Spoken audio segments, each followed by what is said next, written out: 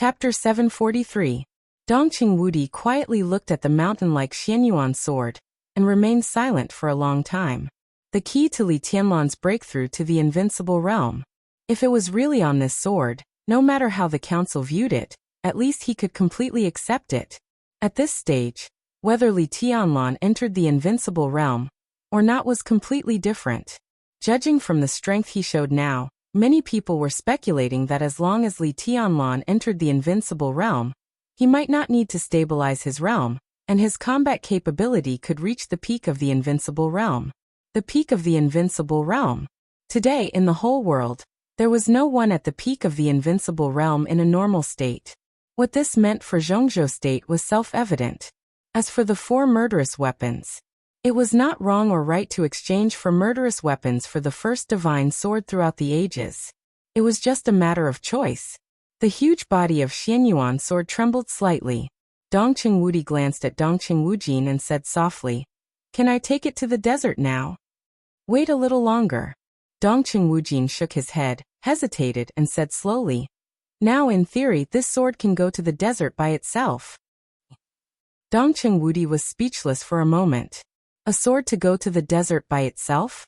Hanggu Pass was thousands of miles away from the desert. What did that mean? He didn't ask. He just blinked and said slowly, "What are we waiting for?" "For the final fusion." Dongqing Wujin said calmly, "Xianyuan sword swallowed for murderous weapons, and the internal energy is a little conflicting. Look here." He turned and pointed to a huge screen beside him. Countless complex and fine lines appeared on the screen, and rows of data flashed up like running water, dazzling people. Dongqing Wudi and Bai Qingqian looked at it silently, as if they were reading a book from heaven. At present, the size of Xianyuan sword is its limit state. In the process of swallowing murderous weapons, this state is irreversible. Dongqing Wujin operated the instrument and showed a progress bar. The progress bar had reached 99.57%. Just a little bit more, and it can completely merge with the murderous weapons. At that time, Xianyuan sword can return to its original state, 3 to 5 centimeters long. Then you can take it to the desert. The last point, will there be any accidents? Bai Qingqian suddenly felt a little nervous, and her dignified face was obviously concerned. "I won't." Dongqing Wujin said affirmatively. "All accidents have been ruled out. In the past few months, we have done a lot of experiments and calculations. This fusion is perfect. There will be no problems." The Xianyuan sword had begun to shrink. The progress bar, which had almost reached the end, moved forward bit by bit. The 3 of them stopped talking and waited in silence. Switzerland. Worry-free manner. Biology laboratory. My stats have reached the peak. I can now complete the final step of fusion and inject the body of the war god. A large amount of body data flowed continuously on the screen. On another screen, the data representing the cell activity was also tumbling. After leaving Switzerland for Tiannan, Naylan Shuriying, who would return here almost every once in a while, stared at the screen. When most of the data reached the peak, she didn't hesitate and spoke directly. "Confirm command." Lin Fingyue's calm voice came from the other end of the communicator. "Order 223, inject the last drop of the war god's body. Double the nutrient fluid, and seal the nourishment chamber." Naylan Shuriying said lightly. "Understood." Lin Fengyue nodded and responded. Naylan Shuriying operated the test bench in front of her expressionlessly. The picture switched, and the picture of the nourishment chamber appeared on the screen. Countless nutrient fluids similar to bubbles were tumbling in the nourishment chamber, and the nourishment chamber lit up with a red light. For a few months, the injection of half of the war god's body, 1 drop at a time, would officially end today. Naylan Shuriying didn't know what the result would be, so she could only wait. Zhongzhou State. Miaojiang. Under the dim sky, a gentle and calm figure slowly walked into a small village in the deep mountains in the night. There was no light in the village. Under the cover of the night, every household lit up a faint candlelight. Several dark-skinned but extremely sturdy children were playing on the uneven streets. When they saw an outsider walking in, they all stopped curiously. It was dilapidated, barren, and almost absolutely closed. The outsider stood at the entrance of the village and looked around for a while, as if to make sure that he was not in the wrong place. An old man walked out of his house and saw a stranger standing at the entrance of the village. He was stunned and suddenly became a little vigilant. He took 2 steps forward and said warily in a dialect with a strong accent, "Who are you looking for?" In the night, the outsider's whole body was covered in a shabby coat from head to toe. When he heard the question, he put his palms together and bent down slightly. As he moved, the coat that covered his head slid backward, and a bald head with a ring scar appeared in the night. "I'm looking for the Goo King." His voice was gentle and calm, neither fast nor slow. He turned out to be a monk. The old man at the entrance of the village was stunned and immediately let down all his vigilance, even with a little respect. He trotted to the monk, carefully identified him, and then stammered, Ru, Master Ruzhin? My Dharma name is Rui." A touch of sadness flashed in the monk's eyes, and he said softly, "Senior brother Ruzhin has passed away." The old man didn't understand the meaning of passing away, but it could be seen that he was very happy and danced. "Old man, please take me to see the Goo King." Rui's voice was gentle. The old man nodded happily, took the monk to a dilapidated hut in the middle of the village, and said something in a hurry. Rui waited quietly. The next moment, the door of the hut was pushed open, and a very tall middle-aged man bent down and walked out of the door. Rui put his palms together and bowed deeply. "What's the matter, master?" The current Goo King looked at Rui with some expectation in his eyes. "I'm here to get a flower by my master's order," Rui said softly. The Goo King was stunned and said softly, "Great Master Wu Wei." Rui put his palms together and said nothing. The Goo King was silent for a long time, and then he said sadly, "Master." He shook his head hard, cheered himself up, and said softly, "What flower did Master Rui come here to get?" "The fate of the mortal world." Rui's voice was calm. King of venomous worms' breathing became rapid. He looked at Rui seriously. He nodded and said solemnly, "Please." Rui stepped into the hut. There was a small table in the center of the hut, and a clay pot was placed in the middle of the table. In the faint candlelight, a delicate tender branch was blooming in the clay pot, swaying slightly with the candlelight. "A few months ago, this flower bloomed. I knew the master would come." "Master, you're late." The Goo King looked at the flower quietly, and his eyes were in a trance. Rui didn't say anything. A few months ago, when the flower bloomed, it should be that eternal. The moment when Hang's sword illuminated the sky above Mormon's. It was also the moment when all the flowers in Mormon's manor fell. He looked at the flower, and the candlelight illuminated his bald head, which was a little weird. "This belongs to Great Master Wu Wei. Master, please take it away." The Goo King continued to speak. Rui turned his head and looked at the Goo King seriously, saying softly, "Do you know what this means?" "Master, you said it back then, but I don't regret it." The Goo King shook his head with a smile. "The Miaojung wizard clan was almost exterminated. If it weren't for you, we wouldn't have been able to keep this small village. I'm the Goo King, and I'm also a sinner. This is my redemption. Master, I hope that when you take away the fate of the mortal world, you can also give our wizard clan a chance to survive." Rui nodded and said softly, "Don't worry, Goo King. There will be opportunities soon. They will live a good life in the future." The Goo King was silent for a moment, then walked over and carefully dug out the little flower. He said in a low voice, "That's the best."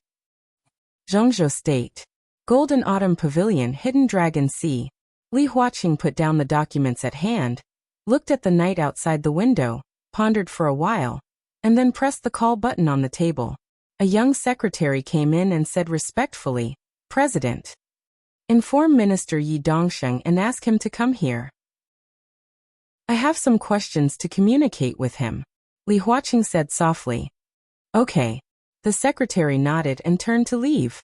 Li Huaqing made himself a cup of strong tea, came to the window, and looked up at the night sky. There was no dazzling light in the hidden dragon sea, and the night sky was clear.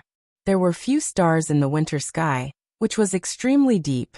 Li Huaqing looked at it quietly, and his eyes were extremely high. A faint stream of light cut through the sky and disappeared in a flash. Li Huaqing didn't care. Another meteor streaked across the sky. Dazzling meteors appeared one after another, and more of them appeared. The night sky seemed to be deeper. The meteors kept appearing like rain. Beihai Mount Dibbing, stage of formidable person. The wind was howling, and the sea was howling. It had begun to snow in Mount Dibbing. In the silver-white world, summer solstice stood quietly in front of the stone of formidable person, gently stroking the stone that had experienced the vicissitudes of life. In more than half a year, the pressure that she hadn't felt for many years had gradually begun to pile up on her. Summer solstice suddenly found that she was not as strong as she had imagined. Whenever she felt that she couldn't bear the burden, she would come here alone and look at the names on the stone of formidable person. They were all the history of the Wang family of Beihai. There seemed to be a kind of power that could support her to go on. She finally understood why Wang Tianzong liked to come here. In the shrill wind, she stroked the rough stone with her palm, and her expression gradually became firm and majestic. Crack, crack. In the fine sound, the silver moon sword that had been inserted above the stone of formidable person suddenly began to tremble. Summer solstice suddenly raised her head. Under the curtain of night, the blade of the silver moon sword, which was still bright and cold, kept trembling. The snow kept falling from the sky. However, one after another, faint light streaked across the sky. Those were meteors. The meteors fell into Beihai like rain. Europe, the Holy Land. When the mysterious His Majesty walked out of the Holy Land and entered the land of Italos, he was still followed by his follower, Mellad. But now Mellad's identity had changed in essence.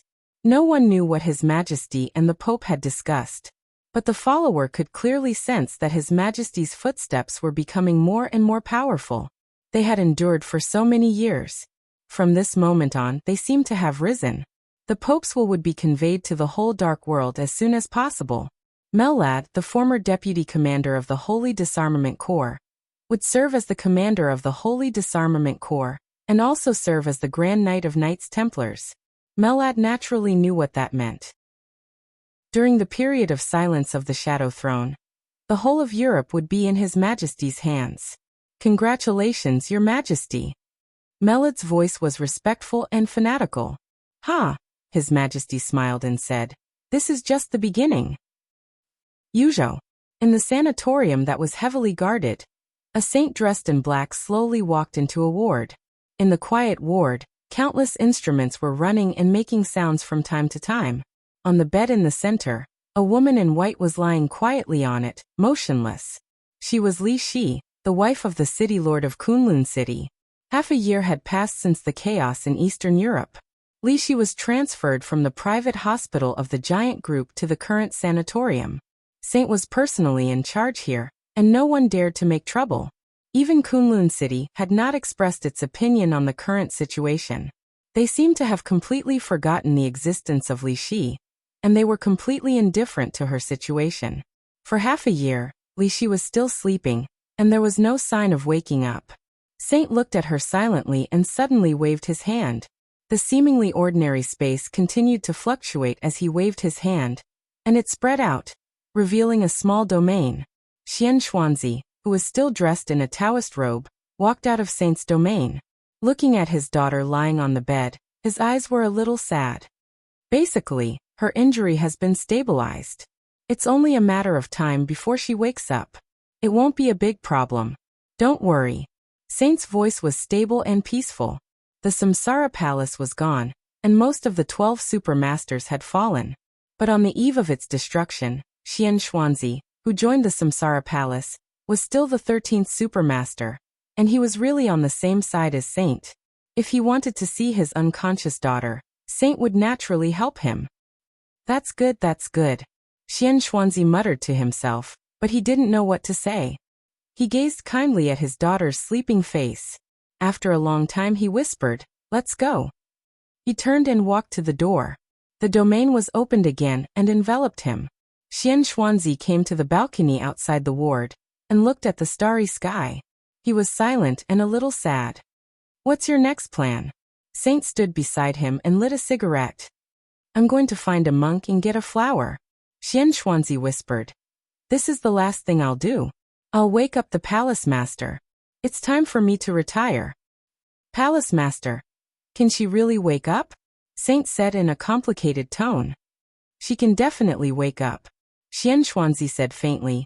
Luck, God's design, her own fate and years of hard work all determine that she can't die. Luck. God's design. Saint chuckled and shook his head. You cannot believe it, but it doesn't mean it doesn't exist. Surreal things also exist in reality.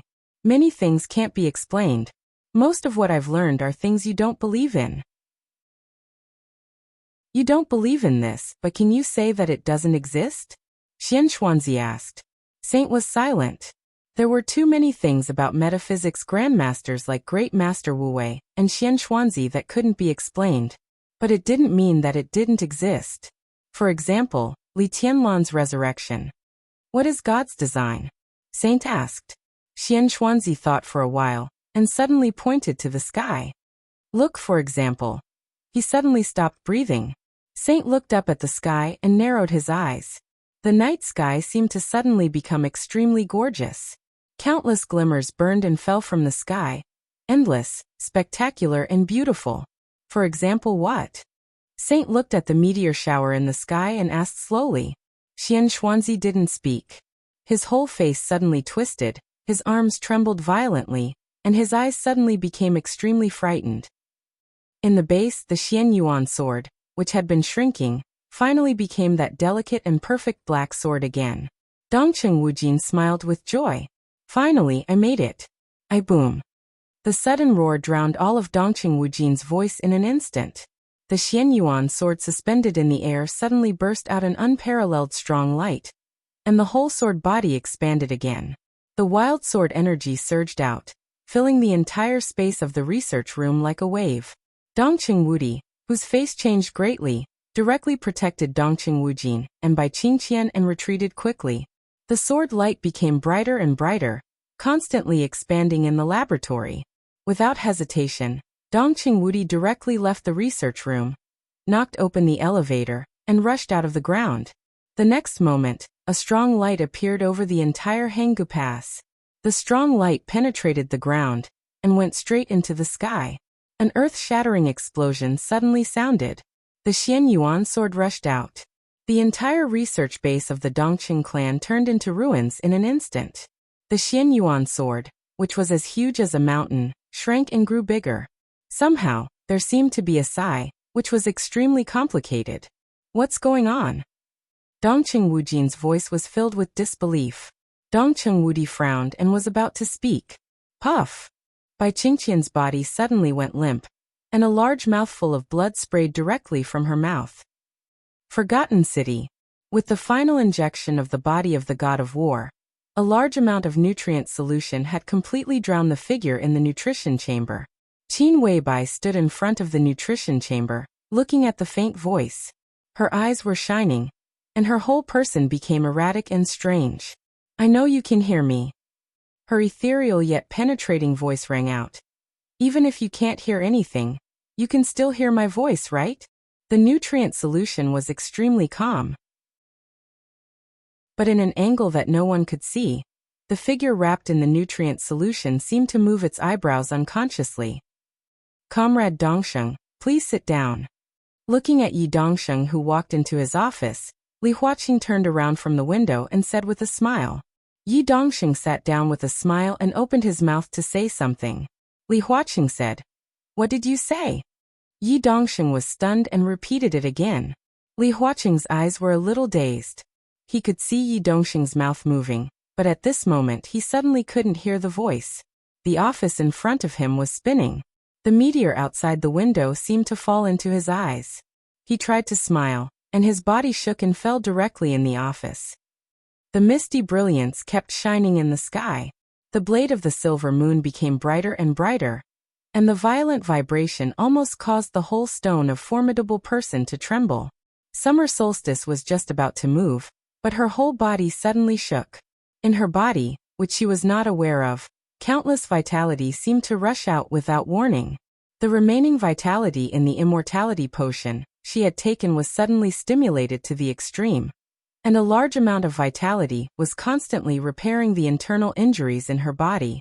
Her foundation, which had been damaged for many years, was almost recovering at a speed visible to the naked eye, and her whole breath was becoming stronger and stronger. His Majesty suddenly stopped and looked around. It was daytime in Italos, and the warm sun shone on the street. His Majesty's body suddenly began to tremble. "Your Majesty, what's wrong?" Melad asked subconsciously. His Majesty's body trembled. After a long silence, he said in a hoarse voice, "I don't know, but I suddenly feel very bad." He paused and said in a heavier voice, "No, it's very bad." Desert prison.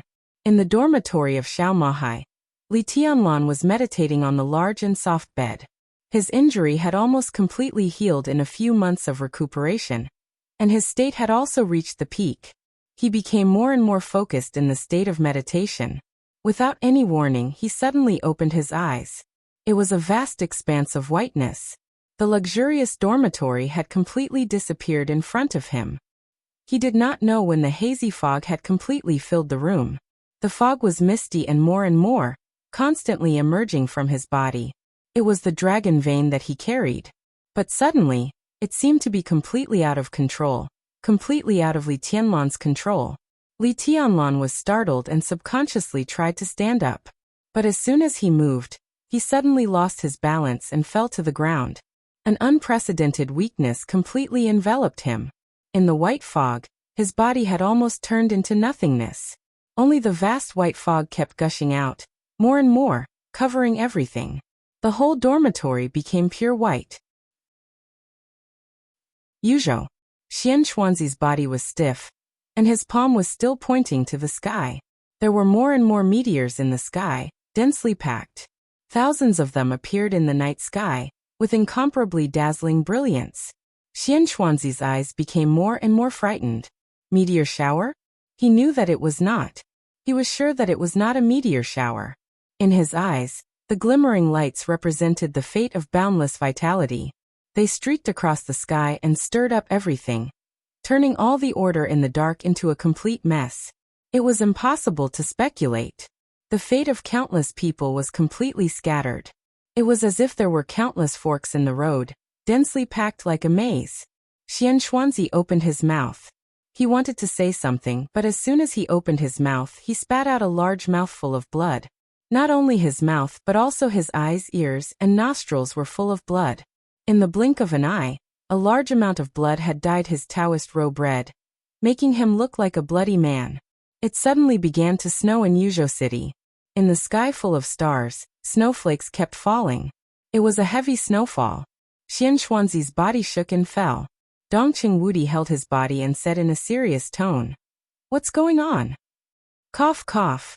Xian Xuanzi coughed, and every time he coughed, a lot of blood foam came out. His voice was hoarse. "Heaven's secret." In the voice that was getting weaker and weaker, he opened his mouth with great difficulty. "Heaven's secret is messed up. The fate of the country, messed up. Karma, messed up. Divine Emperor of 9 Heavens." Chapter 744. On the 15th day of the first lunar month, it snowed heavily in Linnan. The heavy snow fell from late at night to early in the morning, getting heavier and heavier. The world was silvery white, and the water of the West Lake became clearer. Snow was not common in Linnan, and the West Lake in the snow was even more magnificent. When the snow covered the world, countless citizens had come to the West Lake to play, and the atmosphere was relaxed and leisurely. 2 men, who seemed to be shrouded in clouds and mist, walked quietly in the crowd, calm and indifferent. Walking in front was a young man who seemed to be in his 30s. Under the flying snow, in the crowd, he was like a very eye-catching lighthouse, constantly attracting the attention of everyone around him. The young man seemed to be unaware of it. He just raised his head and looked at the snowflakes in the air in a trance. No one could see his appearance clearly, but almost everyone's eyes around him were firmly attracted by him. It was an indescribable feeling, like the flying snow in the air, the breeze in the morning, the moonlight at night, and the sunset at dusk. Cold, indifferent, perfect, and quiet. He was so quiet that he was almost old. This was unparalleled perfection and elegance. Although no one could see his appearance clearly, everyone who saw him could be sure that this was a perfect man, ethereal and dreamy. The young girls on the West Lake summoned up their courage, and came over almost in waves. Even if they couldn't get his contact information, it was good to talk to such a man, but no one could get within 3 meters of him. The young man was silent. The man who followed him with a respectful face stood up to stop them when necessary, like the most dutiful bodyguard. Strictly speaking, the bodyguard was also a rarely seen handsome man. He was 1.9 meters tall and of mixed Eurasian descent. His posture was straight, and his appearance was extremely handsome. However, his aura was too gloomy and cold. With a sweep of his eyes that were like cold stars, most of the girls who were rushing over were so scared that they stopped in their tracks. More and more young women rushed over, almost never stopping. Most of them could be stopped by the bodyguard with his eyes, but there were always a small number of strong women who would not be frightened. Whenever this happened, the bodyguard would quickly step forward 2 steps and block the girls who rushed over. He did not speak and just moved forward. He repeated this process over and over again, without the slightest impatience. Gradually, there were more and more women behind them, and the scale was getting more and more spectacular, forming a very unique scenery on the West Lake. The bodyguard seemed to be a little impatient. The corner of his mouth moved, and he said hoarsely, "Your Majesty, should I kill these reckless women?" The man who had been watching the snowflakes in a daze shook his head and chuckled. "Forget it." His voice was calm, indifferent, and magnetic. The two walked to the shore and stood under a willow tree. Suddenly the young man said, "Your Majesty, this is the first time. My master took me away from here when I was a child, and this is the first time for me to come back. It's been more than 30 years. The bodyguard, who had an incomparably cold and dangerous aura, was unusually docile beside the young man. Upon hearing his words, he bowed slightly and whispered, "Your Majesty, do you want to go to the broken bridge to enjoy the snow? Of the West Lake of the mountain. I of is day. Of lake. Of time of day. Of world. Of world of day of day of day." The crowd around them was noisy. Countless young women following behind the two of them did not leave. Their scorching gazes landed on the young man's back. "Azura." The young man suddenly spoke. "Your Majesty." The bodyguard took a step forward and bowed slightly. "There are too many people here. It's annoying," the young man said. Azura nodded. "I understand." He stepped back, picked up the phone, dialed a number, and whispered something. Vaguely, the words "Your Majesty" and "Dynasty" could be heard, but they were soon drowned out by the fog. In less than 5 minutes, Azura returned to the young man's side and whispered, "The army has set off, and the speaker of Jiangzhou will come soon. West Lake will soon be cleared. The speaker just communicated with the Parliament of Zhongzhou State, and agreed in principle to give West Lake to Your Majesty. From today on, West Lake will not be open to the public, but the specific construction needs to be taken over by the people of the dynasty. Your Majesty, what style do you want? Let's go to the cemetery." The young man thought for a while and said slowly. Shura's body stiffened. He was a little surprised, but then he nodded. "Okay." He suppressed the surprise in his heart. It seemed that he no longer felt that there was anything strange about transforming West Lake, a scenic spot of world civilization, into a cemetery. "This is a cemetery. Aunt and uncle are here, and so is my brother. They don't like to be disturbed," the young man said faintly. "Azura, you arrange this matter." "Okay, Your Majesty." Azura nodded. "What are you talking about?" A soft and elegant voice suddenly sounded. Azura took 2 steps back. A beautiful woman whose age could not be judged came over with a bouquet of flowers and a quiet smile. The woman's clothes were very simple. She wore a black coat, trousers, and flat shoes. Her black hair was tied into a ponytail. Her face was without any makeup. She was as clear and light as the beautiful West Lake in front of her. She carefully took care of the flowers in her arms. Looking at the young man in front of her, her calm eyes contained countless complicated emotions. "I want this lake." The young man pointed to the lake in front of him. His voice came out of the dense fog. "It's very good here. It's very good. Is it going to be transformed into the second carefree city? If Grandpa Lin comes back, he should like it here very much." The woman smiled. The young man was silent for a while and shook his head with a smile. Master. He told me some time ago that he had seen the carefree city for a lifetime and was tired of it. After a while, he also planned to travel around the world. I want to make this a cemetery. Aunt and uncle will sleep here so that they will not be disturbed. The woman was slightly stunned and smiled, but her smile became a little sad. Well, it's also very good. I just don't know if my parents and my brother will like it. They will like it. The young man said softly. I have talked with Zhongzhou State. When I come back this time, I will also move the remains of my parents here. A subtle mist spread over and wrapped the woman and Azura. The world seemed to be motionless. But the next second, the three had left the shore, crossed the clear lake, and came to a hill. 2 dilapidated tombstones appeared in front of the three. The woman's hand holding the flowers trembled slightly. She whispered, That's even better. If uncle and aunt come, my parents will not be lonely. I hope so. The young man nodded. I hope aunt and uncle don't hate my mother. We are sorry for them. The woman reached out and touched the young man's hair. She said softly, No, we are a family. Really? The young man looked at the flying snow in front of him. Cousin, do you hate her?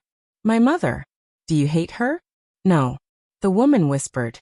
I may not have liked her before, but when I see you, I don't hate her anymore. When my parents see uncle, they won't hate aunt. We are a family. And grandpa and grandma, grandma and grandpa. The young man muttered to himself. The dense mist dissipated around him. A perfectly chiseled face appeared in the air. His expression was still calm, but a trace of blood gradually appeared in the corner of his eyes. Azura. He suddenly opened his mouth and called out, Your Majesty. Azura took a step forward. You have cleaned my grave for 10 years. Do you know who you are cleaning for? His Majesty's voice was a little cold. It's for the family of Your Majesty. Azura said hesitantly.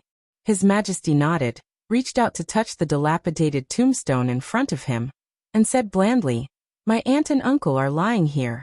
The grave next to it is my brother's. The one standing beside me now is the chief administrator of the dynasty, my cousin, the daughter of my aunt and uncle. Azura's body trembled, and he lowered his head, not daring to look up. This was originally a big family that stood at the peak of Zhongzhou State.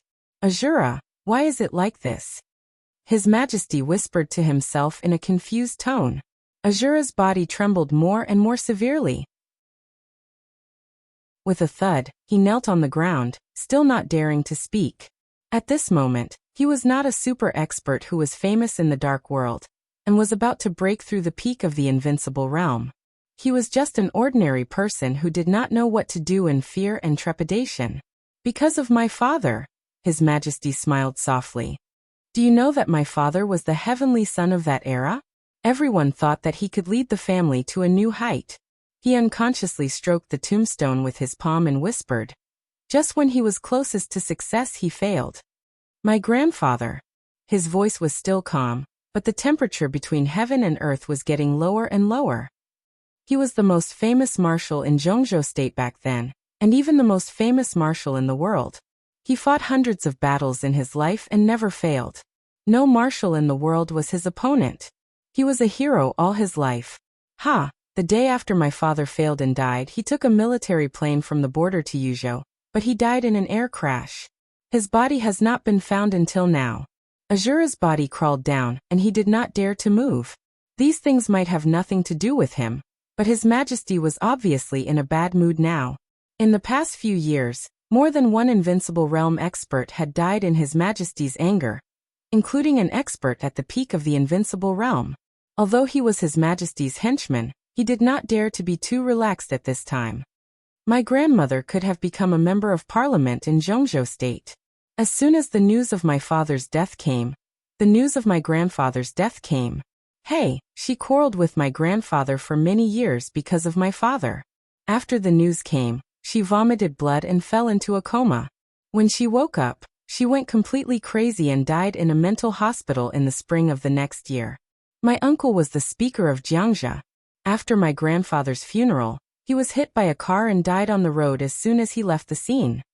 The wind stopped. In an instant, The flying snow tens of thousands of meters above the entire West Lake froze in the air. The extreme coldness spread out with the hill as the center. The army that was ready to clear the West Lake had not arrived yet. The tourists by the West Lake rushed home in a hurry in the extreme cold. My aunt was reported for corruption and bribery. Everything that was reported was unreliable, but some people believed it. She sent my cousin to a friend's house and was thrown into prison. When she was sent to prison, she was 8 months pregnant. My brother was born in prison. On the second day of his birth, it was said that all the bones in his body were crushed. How old was the child? Ha ha ha ha ha ha, he cried in prison all day. All day. My aunt knelt down and begged the prison guards to let her take the child to the hospital, but no one paid attention to her.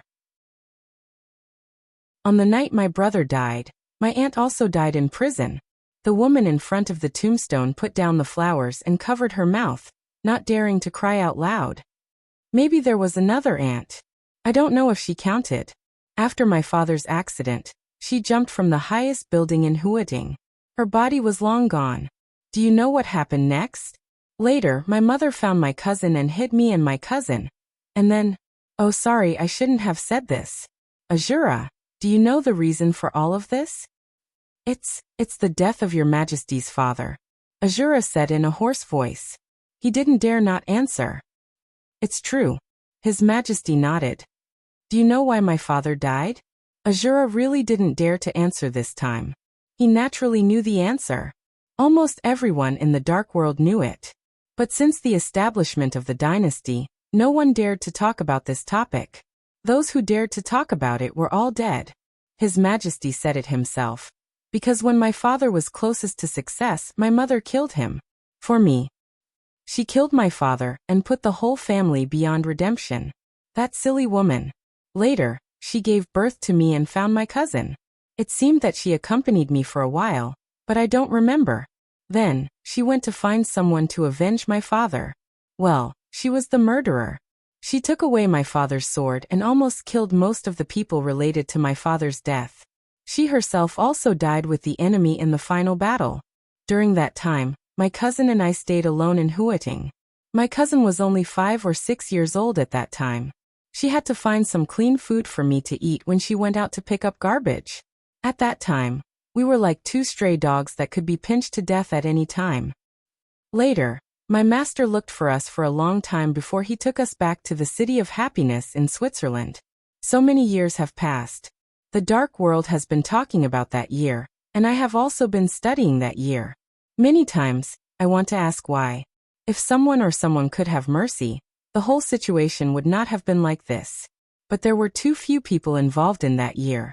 Until a few days ago, I met the Emperor of Huawu. My sword was on his neck, and I asked him why. Do you know how he answered? His Majesty laughed. He said it didn't matter. Because it's not important. I slashed him more than 3,000 times with my sword. I also killed his entire family of 14, and his 3,000 cherry blossom guards. Since he doesn't think that what happened in the past is important, then what I do now shouldn't matter. It really doesn't matter. His Majesty muttered to himself like a calm madman. After all, no matter what I do, those who deserve to die are those who don't deserve to die. He patted the tombstone. They're all dead. But is it over? His Majesty turned around and looked at Ajura kneeling in front of him. Tell me, Ajura, is it over? Of course it's not over. Ajura suddenly raised his head, his eyes blood red. And the Wang family of Beihai. I just received the news that Xiao Tian has officially destroyed the Shenwu Corps in Africa and destroyed all the industries of the Wang family of Beihai in Africa. In addition, 3 hours ago, Jingzhe led the Holy Disarmament Corps to officially attack the headquarters of the Rothschild family, and began to clean up all the allies of the Wang family of Beihai in Europe. The woman's eyes were calm and tough. In less than 2 months, everything the Wang family of Beihai has done around the world will become history. Only Beihai province can be preserved. Ajura, Xiaotian, Jingzhe. They were the 3 experts at the peak of the invincible realm in the dynasty, and they were the 3 experts who were close to breaking through. There was only one such expert in the Wang family of Beihai, and he was in a very special state. The woman suddenly wanted to appreciate the desperate expression of the hostess of the Wang family of Beihai at this time. I don't allow Beihai province to continue to exist. His Majesty was silent for a while and said slowly. But the current president of Zhongzhou State has a very close relationship with the Wang family of Beihai, and Senior Lin. The woman hesitated. I'll talk to Master. His Majesty said blandly. As for the president, he has no time. When he retires, I'll let the Wang family of Beihai and the 7 sword-holding families kill everyone. The woman's eyes lit up slightly. Azura's face turned red, and his face was full of ferocious killing intent. Let the Wang family of Beihai kill everyone. A few days ago, there might be people who questioned the authenticity of this sentence. But now, when the whole dark world was trembling under the sword of the dynasty, no one dared to question all this. The reason for this change was not because of the 3 experts at the peak of the invincible realm in the dynasty. It was because of His Majesty in front of him. His Majesty was invincible. In one day, he traveled thousands of miles and killed 14 emperors at the peak of the invincible realm, but he himself had no supreme power. Several figures appeared on the path at the foot of the mountain. A small group of well-dressed people, who were no longer young, stood on the mountain road. They were a little hesitant, and seemed to be afraid to come up. Is it the speaker of Jiangxia? His Majesty raised his eyebrows. I'll go and have a look. The woman smiled and turned to go down the mountain. The speaker of Jiangxia immediately smiled, trotted over, and bowed repeatedly. Hello. I'm the speaker of Jiangxia. Hello. The woman nodded indifferently. What's the matter? I heard that His Majesty is here, so I came to see what you need. The speaker wiped the cold sweat on his forehead and asked softly. We don't need it, and we'll leave right away. Mr. President, if there's nothing else, please go back. His Majesty is in a bad mood and doesn't want to see guests. Who are you? Don't forget, the one standing here is Mr. President of Jiangxia. A young secretary asked loudly. Who the hell are you people? The speaker's face changed dramatically. He seemed to be stunned and didn't know what to say for a moment. The woman raised her eyebrows slightly and said blandly, My name is Dong Chengyu, the CEO of the Sword Dynasty. If I don't understand it, there will be explanations in 2 or 3 chapters.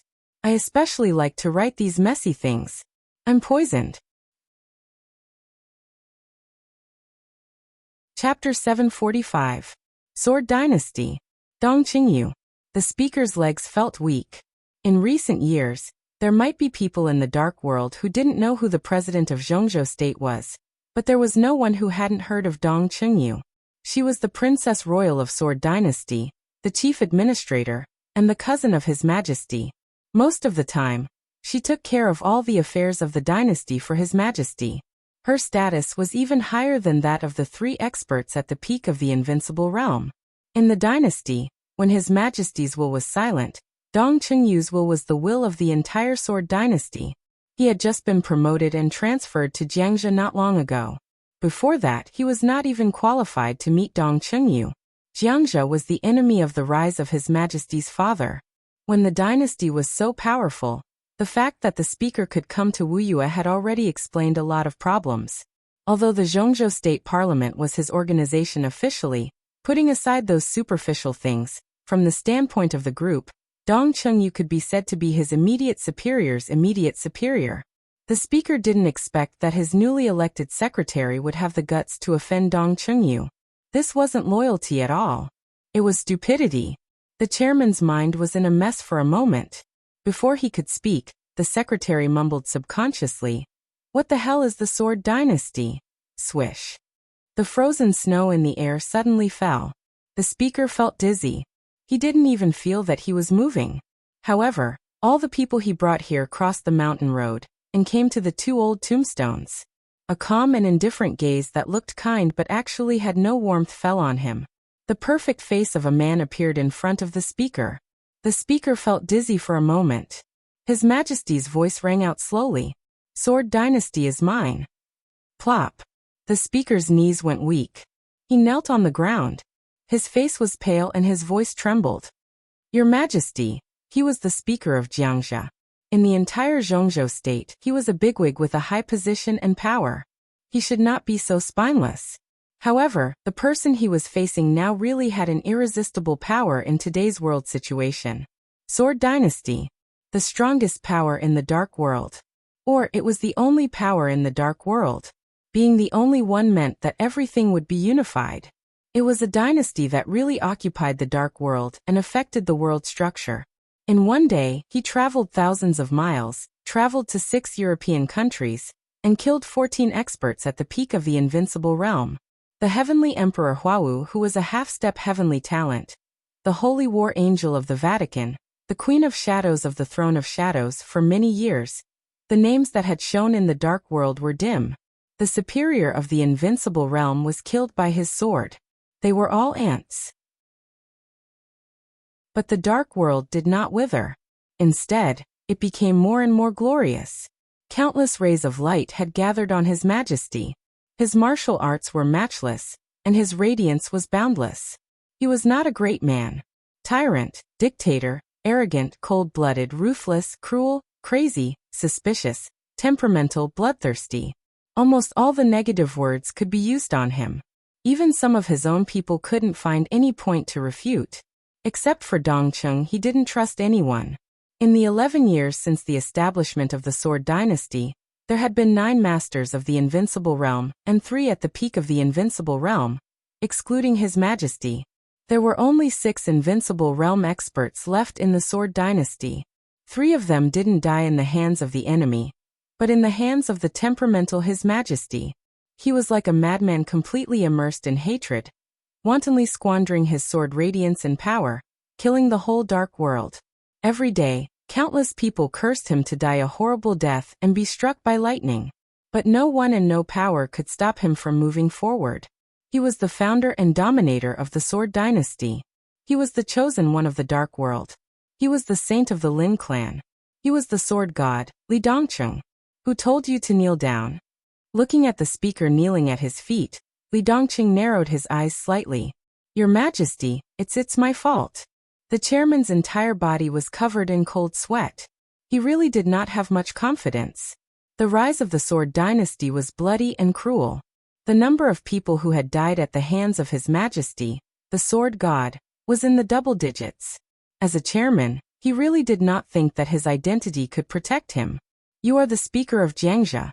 Since you can stand here, you are one of my people. Li Dongcheng said blandly. Don't my people have bones? Stand up, I don't need slaves, just a few of them are enough. He stretched out his palm. Azura bent down at the right time, and let Li Dongcheng's palm fall on his head. His face was full of fanaticism, and his eyes were filled with glory from the bottom of his heart. The speaker stood up tremblingly, his body shaking slightly. Stand up. Li Dongcheng said blandly. You are a member of the dynasty. You don't need to be afraid of anything. Remember, when you contribute to the dynasty, the Sword Dynasty will also support you. Yes. The speaker finally straightened his body and focused his eyes on the legendary majesty in front of him. Li Dongcheng was silent for a while, then slowly turned around. He glanced at the tombstone in front of him and knelt down. Azura, Dongcheng, the speaker, and the high-level officials of the Jiangxia provincial government all knelt down with him. It was snowing heavily. Li Dongcheng kowtowed 3 times seriously, then stood up and said, Let's go. The speaker straightened his body and blinked. A dense mist rose up. The 3 giants of the Sword Dynasty had disappeared. The world was empty, only the falling snow. The frozen snow above the West Lake slowly fell. The sudden chill had already dissipated. In the hazy fog, Li Dongcheng slowly walked out of the fog and sat in a black Rolls-Royce. He and Dongcheng sat in the back. Azura sat in the front passenger seat. Airport. Li Dongcheng said. He leaned back on the seat and turned his head to look at the snow outside the window. He didn't say anything else. The Rolls-Royce slowly moved forward, not too fast nor too slow. Dongcheng opened a PDA and entered the Sword Dynasty's virtual conference room. She began to deal with the daily affairs of the dynasty.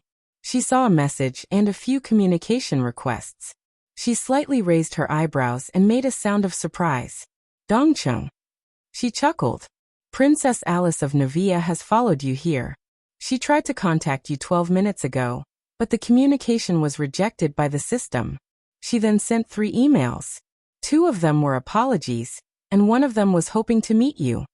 Tell her to scram. Li Dongqing looked at the snow outside the window and said indifferently. Dongqing's smile slightly stiffened and she asked doubtfully, "Why? I remember that you seemed to like her a lot. A while ago, you often stayed over at her place." "That was a while ago." Li Dongqing shook his head. "I'm tired of it now." "Tired?" Dongqing muttered to herself, her expression complicated. This answer sounded extremely cruel, but Dongqing was already used to it. She didn't know when it started, but Li Dongqing had always been surrounded by all sorts of women. As the Sword Dynasty continued to expand, the blood and corpses brought fear to the people, but at the same time, it also allowed countless people to see the huge benefits. International supermodels, famous celebrities, rich heiresses, princesses of the royal family.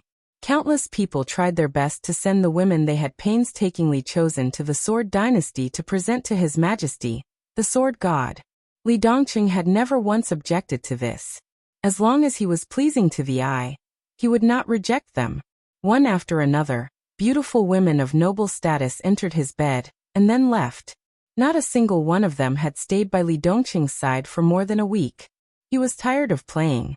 This was Li Dongqing's only reason. It wasn't an excuse, he was really tired of it. The Sword Dynasty headquarters had beautiful women from all over the world become maids, chefs, gardeners, administrative staff. Li Dongqing didn't care about them. They had all had intimate relationships with Li Dongqing, but it seemed that not long after, Li Dongqing didn't even remember their names. It was a kind of disregard that came from his bones.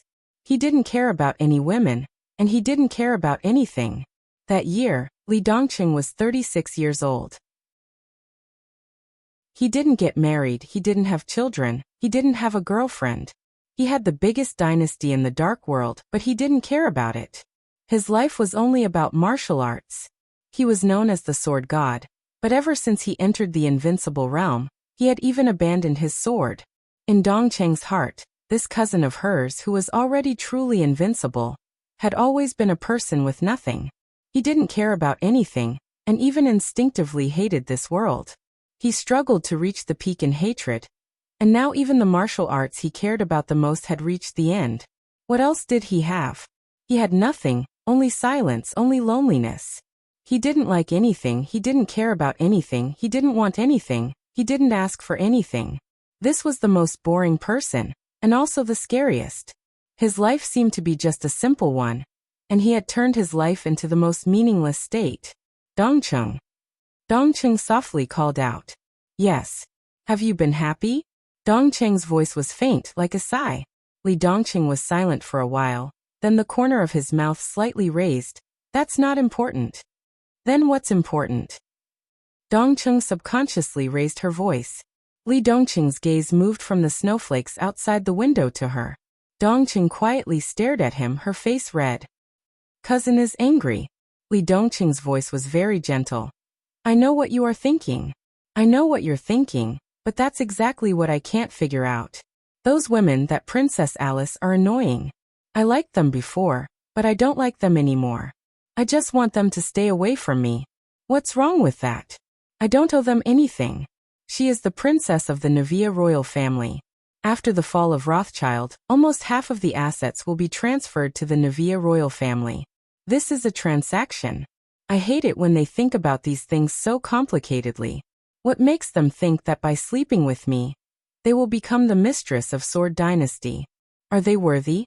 I only need a woman in my life occasionally, not a companion. Sword Dynasty also doesn't need a mistress. If there really is a mistress, it would only be you, cousin. They aren't worthy." Dongqing's face turned red for a moment. She knew that Li Dongqing didn't mean it that way, but she couldn't help but think too much. She squeezed the computer in her hands, her eyes dazed, and shook her head. The Navia royal family has a lot of influence in Europe. If you reject Alice, it might cause some negative effects. I don't care about that. Li Dongqing leaned back and said indifferently, "Everyone has their own thoughts. As long as they don't put it into action, then it will always be a secret. They can be dissatisfied, but they better not make me dissatisfied. If anyone dares to jump out, just kill them. Contact Jingzhe, and let him go to Navia and ask their king. Do they want to live to take over Rothschild's assets, or do they want to all die? I am willing to fulfill their wishes. Dongcheng smiled bitterly. Before she could open her mouth, a call that bypassed Sword Dynasty's system suddenly lit up on the computer. It's Jingzhe. Dongcheng picked it up. Princess Royal Highness. The computer did not light up, but an uneasy voice came from the other side of the computer. Jingzhe, what's the situation with Rothschild? Dongcheng hid all her emotions and asked calmly. Dynasty has already taken over Rothschild's headquarters. Most of the core members of the Rothschild family have been killed, but Jingzhe's voice became more and more uneasy. Dongcheng could even imagine him wiping his cold sweat. Speak. Li Dongcheng suddenly opened his mouth, and his tone was simple. Your Majesty. Jingzhe was slightly shocked, and his voice trembled. He hesitated and said dryly, Your Majesty, I'm useless. I let Paul escape. Dongcheng was a little surprised. Paul was the current patriarch of Rothschild, and was also an expert at the peak of the invincible realm. However, he had been seriously injured for many years, and it was impossible for him to be Jingzhe's opponent. Under such circumstances, he actually escaped. This was simply unbelievable. Li Dongcheng was silent for a few seconds, and said indifferently, Trash. Yes, Your Majesty, please listen to my explanation. I don't need to explain. Li Dongcheng said indifferently. I want to go to Beihai to bring back my mother's remains. Jingzhe, you have 3 days. After 3 days, either Paul dies or you die. Do you understand? Jingzhe took a deep breath and said in a deep voice, I understand. Li Dongcheng made a sound of agreement. The call ended. The carriage fell into silence once again. Dongcheng was dealing with the files on the computer, and she sent one order after another to all over the world. Go to Beihai first? Yes, Wang Jingxin wants to avoid me. The day before yesterday, he urgently visited Maple, and I insisted on seeing him. I have already informed the top management of Maple. By tomorrow at the latest, no matter what method they use, I want to see Wang Jingxin in Yuzhou. Li Dongcheng shook his head. They should be sober now. For my enemies, they are only temporarily safe in Zhongzhou State. I am in Zhongzhou State, and the 160 dynasties are distributed all over the world. Where else can they hide? Dongcheng was silent for a moment, and she was in a trance. At this moment, she suddenly thought of the legendary hostess of the Wang family of Beihai. Had she foreseen that this day would come? Maybe not.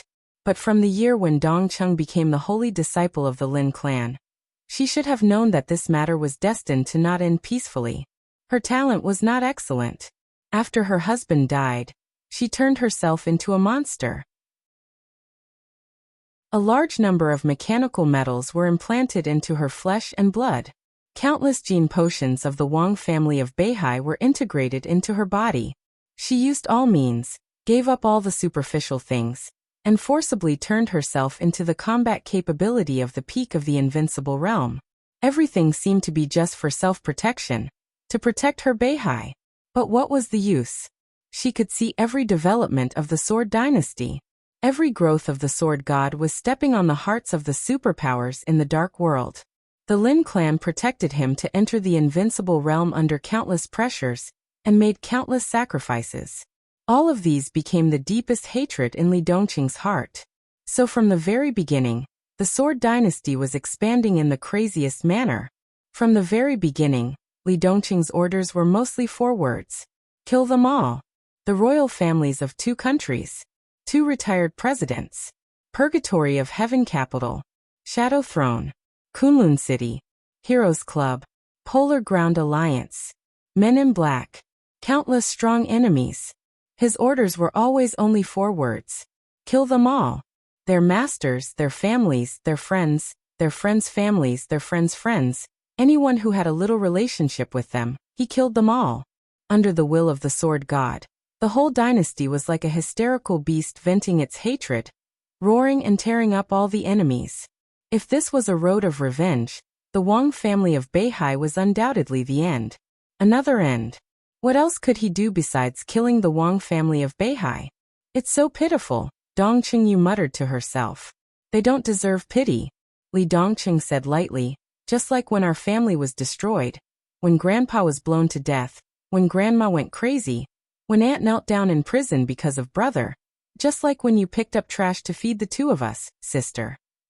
His calm eyes seemed to hide endless darkness and ice. Who pitied us? Yes. Dong Qingyu said softly, the Lin clan. Li Dongqing was silent for a long time. I'm sorry to master, but the Sword Dynasty didn't let the Lin clan down. The Lin clan had indeed sacrificed too much for him. His master had treated him unreservedly, and his master's son, the brilliant man who should have inherited the Lin clan and was like a father to Li Dongqing, had died in the hands of the enemy in order to protect him. For so many years before the establishment of the Sword Dynasty, the Lin clan had been struggling almost every day. He was sorry to the man who had gradually become old. He could only try his best to compensate the Lin clan with the Sword Dynasty. They all deserved to die. Li Dongqing looked in the direction of Beihai. His voice was very soft, but it had the determination to tear the world apart. A black Rolls-Royce drove into the airport in the wind and snow. A silver private jet was waiting quietly in the airport. The Rolls-Royce drove directly into the plane. The private plane slowly took off, entered the high altitude, and quickly left Linen. Li Dongqing ate something casually, then sat on the sofa, quietly looking at the sky outside the window. Most of the time, he seemed to be like this. He didn't know fatigue. In addition to fighting, there was only silence. It was a dull, almost dead silence. The flowing clouds outside the window kept moving backward. The sea of clouds was magnificent and floated outside the window. Li Dongqing quietly watched for a while and closed his eyes. It was already afternoon when the plane landed in Beihai. It was also snowing heavily in Beihai. The snow was like goose feathers fluttering in the wind. Compared with Linen, the temperature in Shenzhou was lower, biting cold. Where are they? This group of bastards, how dare they? Your Highness Princess Royal, I killed them all. Why can't you contact them? They all want to die. The 5th Corps of the dynasty is stationed in Snow Country. Within 12 hours, I will slaughter Shenzhou. Li Dongqing slowly opened his eyes. His eyes became calm and indifferent the moment he opened them. The hazy fog slowly dissipated as he woke up. Li Dongqing stood up. Have we arrived? Dongqing and Azura's voices suddenly stopped. Both of them looked a little embarrassed. Azura looked a little frightened. On the other hand, Dongqing was filled with rage and coldness. What's going on? Li Dongqing walked to the cabin door. Your Majesty, no one from Zhongzhou State and Beihai came to greet us. Li Dongqing stopped in his tracks and turned around to look at him. No one. Not a single one. Azura clenched his fists tightly, his whole body emitting a shocking murderous aura. Li Dongqing continued to walk forward and said indifferently, Where are the people from the dynasty? None. Dongqing took over the conversation. Li Dongqing smiled. He had already walked out of the cabin. Looking at the fluttering snow and the empty road, he squinted his eyes and smiled. Seems like something interesting happened here. Dongqing and Azura did not speak anymore. A grand welcoming ceremony was just something on the surface. But this was the scene of the Sword Dynasty. Other than Zhongzhou State, which country in the world dared to not give this face? Most importantly, before they left, Dongqing had already gotten in touch with the North Sea. Beihai confirmed again and again. Not only Beihai speaker, but the 9 council members of Zhongzhou State, other than Wang Jingxin, from the Prime Minister to the last one, all came to greet His Majesty the Sword God. Everyone was waiting for His Majesty the God of Swords in the wind and snow, including the Mistress of the North Sea. Dongqing did not feel that such etiquette was too much. The Sword Dynasty had enough rights to enjoy all kinds of treatment. The Sword Dynasty had 160 bases all over the world. With the death of Rothschild, the dynasty had practically ruled all of Europe and America. East Island had already surrendered yesterday. No matter which country the Sword God went to, there would be several high-level officials personally greeting him. Dongqing had never thought that His Majesty would receive such treatment when he came to Zhongzhou State. No one, Even the people from the dynasty stationed in Shenzhou did not come. Most importantly, all of them could not be contacted at this time. Where did the Wang family of Beihai get the guts to do this? Is Zhongzhou crazy? Dongqing found it hard to believe. I heard that the widow and Beihai underwent a crucial transformation. Maybe this gave them confidence? Li Dongqing sat in the car. The car drove out of the airport but did not enter the underground of Shenzhou. Instead, it drove onto the surface. The entire Shenzhou was covered in snow, but other than that, there was nothing unusual. Li Dongqing squinted his eyes. Azura calmed down. Your Majesty, they are looking for death. Dongqing did not speak. His Majesty of the Sword Dynasty came to Beihai this time to bring back his mother's remains. The dynasty had a clear requirement. Within 7 days, the whole Shenzhou city must be in mourning clothes. From the widow to the ordinary soldiers, everyone on Mount Dibing must wear mourning clothes. Beihai had started preparing since yesterday. But obviously, all the preparations were gone today. So our base in Beihai should have been destroyed. Otherwise, they would have come. Dongqing said slowly. Is the Wang family of Beihai ready to fight against the dynasty? They don't deserve it. Li Dongqing shook his head. Let's go and have a look. In the dense fog, the three suddenly disappeared in the car.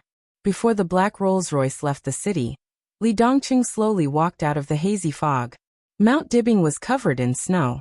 The quiet path had been cleaned up. Standing in front of the path, Li Dongqing quietly looked at the sacred mountain that symbolized the supreme power of Beihai. Still no one came to greet him. No one wore mourning clothes. Countless soldiers armed with live ammunition covered almost every corner of the mountain. Everyone was ready for battle. Li Dongqing laughed. His eyes suddenly became extremely cold. Your Majesty, I'll kill them all. Azura took a step forward with a grim smile. No need. Li Dongqing said faintly. They dared to put on such a formation, which means that the widow's transformation is very successful. In this case, I don't mind doing it myself. He didn't need to explain. Since Mount Dibing was ready for war, then the dynasty would give them a war. In the process of expanding the territory of the Sword Dynasty in the Dark World for more than a decade, they had only one purpose, which had never changed. Those who obeyed them would prosper, and those who opposed them would die. Li Dongqing took a step forward. The next moment, his voice directly echoed in every corner of Mount Dibing. The roar was like thunder. Songxiai, Haoyan, come out to see me. Come to see me. See me. The clear and cold voice kept echoing. In an instant, Mount Dibing was completely boiling. Countless snipers who were guarding in every corner of the mountain suddenly grasped the sniper rifles in their hands. They wanted to aim, but the endless voice suddenly echoed. Puff! The bodies of countless snipers hiding in the mountains suddenly exploded into pieces of flesh and blood all over the sky. Mount Dibing was in chaos. A cold voice rang from the distant top of the mountain. Who? In the face of such a question, Li Dongqing's eyes became more and more cruel. You, he raised his palm. The wind and snow in the distance trembled slightly. A fallen leaf covered by the wind and snow fell into his hand. Damn you all. At this moment, there was no sword in his hand. It seemed that from the moment he entered the invincible realm, he who was known as the sword god, no longer used a sword. The leaf that fell into his hand was thrown out by him. The world was silent. The world was originally silent. However, amidst the extreme silence, the quiet world suddenly became incomparably chaotic. It was like a wind blowing. The leaf suddenly burst forth with an incomparably dazzling light. There was no sound. The mighty sword intent shrouded Mount Dibing in an instant. Around Mount Dibing, every flower, every tree was torn apart.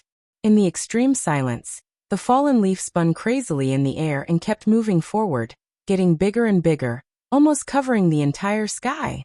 One leaf covered the sky. Mount Dibing. Stage of formidable person. Summer Solstice, who had completely recovered to her heyday, suddenly turned back and stared at the foot of the mountain. In the unseen world, there seemed to be a sharp light that could tear the sky and the earth suddenly rushing over. The wildly spinning leaf kept flying. All the leaves on the whole mountain seemed to fly up under this sword, covering the wind and snow and the sky.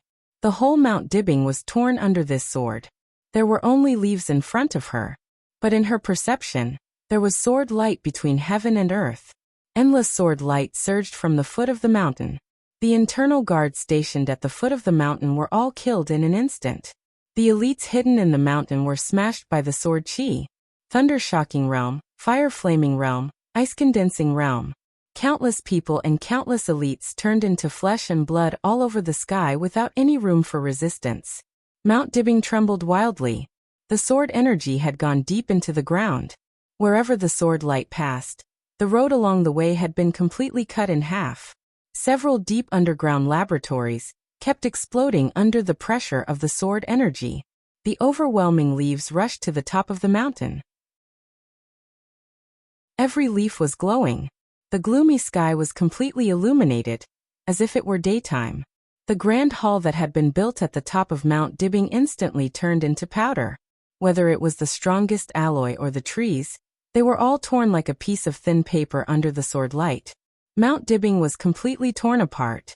From the bottom to the top, it was torn into two peaks. The leaves that covered the sky were still surging and directly appeared in front of summer solstice. Buzz. The silver moon sword on the stone of formidable person seemed to feel its own threat. The body of the sword suddenly vibrated, driving the boulder below to suddenly rotate.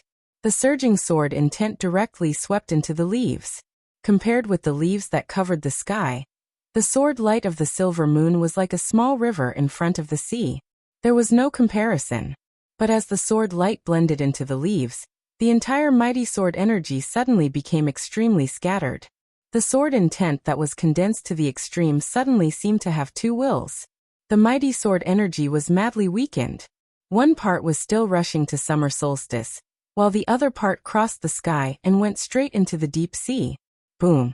Nearly half of the power of the sword was directly diverted, and the sea surged crazily. Suddenly, a tsunami that was hundreds of meters tall appeared on the surface of the sea thousands of meters away. A small warship suddenly exploded under the sword will. In the fire that soared into the sky, the extremely sharp sword will lit up in the fallen leaves for a moment. It was like the light of the 6 paths of reincarnation, but it was instantly extinguished. Summer Solstice's body was thrown up by the surging sword light. Countless leaves penetrated her body. She was covered in blood and hit hard on the stone of formidable person. Her whole face was pale, and there was only fear in her eyes. She could not imagine the power of this sword. Even if it was only half of the sword's power, she was still seriously injured in an instant. Someone at the foot of the mountain seemed to make a sound. Li Dongqing took another step forward. His step directly crossed countless dead bodies. 1 step ago he was still at the foot of the mountain. The next second he had appeared directly on the stage of formidable person. Summer Solstice fell in front of the stone. She was covered in blood and her face was full of disbelief. She stared at the young man in front of her and said in a trembling voice, "Who are you?" Li Dongqing glanced at her. He only felt that she was a little familiar, but he could not remember where he had seen her.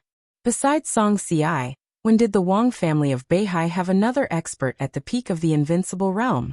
He frowned and said blandly, "Li Dongqing of the Sword Dynasty. Who are you? Where is Song Ci?" Summer Solstice was a little confused. She did not know why he mentioned Song Ci. She took a deep breath and said, "I am Summer Solstice." The air suddenly became extremely quiet. Li Dongqing stood stiffly where he was. The silver moon sword suddenly left the stone of formidable person and fell into Li Dongqing's hand intimately. Li Dongqing was silent for a long time. He stroked the silver moon sword in his hand. After a long time he said softly, "This is my father's sword. My father's sword intent." No wonder. Summer Solstice's pupils suddenly contracted for a moment, as if she was greatly stimulated. Li Dongqing raised his eyelids. "You are Summer Solstice?" he asked. Summer Solstice nodded, a little stupefied. Li Dongqing put the silver moon sword back into the stone of formidable person, and was silent for a long time. He felt that the woman in front of him was a little familiar. He felt that the name Summer Solstice was a little familiar. It was not until now that he remembered where he had heard the name. He raised his head and looked at the flying snow in the air. His eyes became a little confused. So he stood on the stage of formidable person and asked, "Where am I now?" Chapter 746. Crack. With a clear cracking sound, the delicate teacup was broken into countless pieces in his hand. The sharp porcelain pierced into the flesh, and the warm tea mixed with some blood flowed down and dripped on the ground, making a subtle and dull sound. Li Kuangta quietly lowered his head and stared at the tea and blood in his hand, frowning. "What's wrong?" In a panicked voice, Phoenix, whose body had become very cumbersome, walked over cautiously and asked in a concerned voice. The news that she was pregnant was no longer a secret. It was 10 months old, and she was about to give birth. After Li Honghe died, she left Lin and officially lived with deity. Li Kuangta quietly stared at his palm, and was silent for a long time. Phoenix looked at him nervously and subconsciously touched her belly with both hands. The child's gender had been checked. It was a boy. Li Kuangta seemed to have been in a happy mood because of the news. But at this moment, Phoenix clearly saw an emotion on his face that she had never seen before. She couldn't tell what that emotion was. It was as if countless negative emotions were mixed together. It was faint, but it was clearly there. Hesitation, confusion, anger, incomprehension, and a little panic and inexplicable. "I don't know." Deity shook his hand. "It's just, I suddenly feel very bad." It was as if he was about to lose the most important thing in his life. He did not know what he was going to lose, but the feeling of losing something was so strong that he could clearly hear his heart beating faster and faster.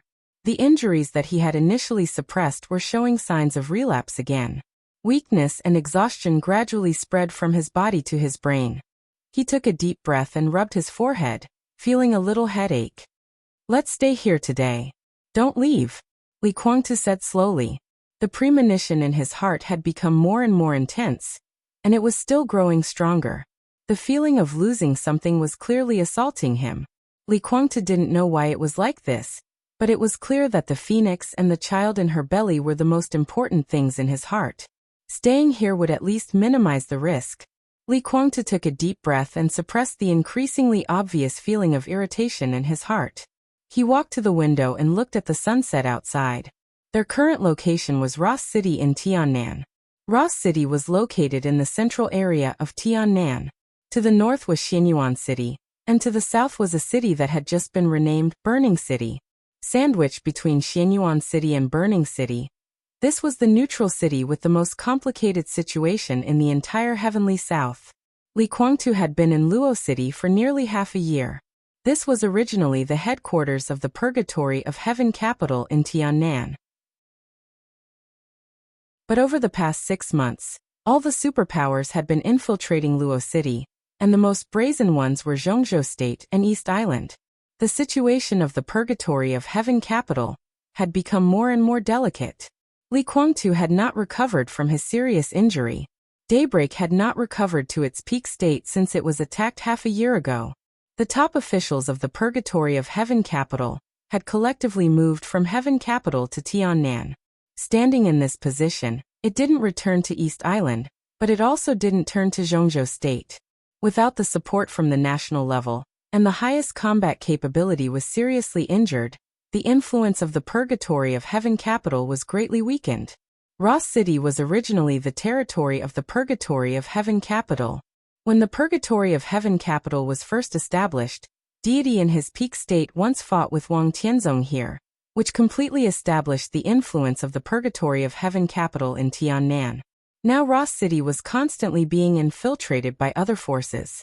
In the base camp of Heaven capital, and even in the entire East Island, Wuji Palace and Jifeng Sword Raining School were also devouring the interests of the Purgatory of Heaven capital. East Island completely turned a blind eye to this, but everyone could clearly feel that East Island's patience was gradually fading. Li Kuangta didn't express his position, and East Island was getting more and more vigilant towards the entire Purgatory of Heaven capital. Some of the old people of the Purgatory of Heaven capital had already joined Xianyuan City. Li Kuangtu often looked in the direction of Xianyuan City, and remained motionless. The Purgatory of Heaven capital had appeared in the Dark World for only 4 years, but with his serious injury in Eastern Europe, the entire Purgatory of Heaven capital had given people the impression that it was past its prime. But Xianyuan City 100 miles away was like the rising sun. In the past 6 months, although Li Tianlan was still in the desert prison, the situation in Xianyuan City had gradually become stable. The system of Xianyuan City was not modeled after that of Zhongzhou State, and there was no Xianyuan City parliament. After Mayor Ning Qianqing's position was gradually stabilized, he appointed the chief judge and chief administrative officer of Xianyuan City. Almost every day, Xianyuan City was getting closer and closer to the peak. Li Guangtu didn't express any opinion on this and kept silent.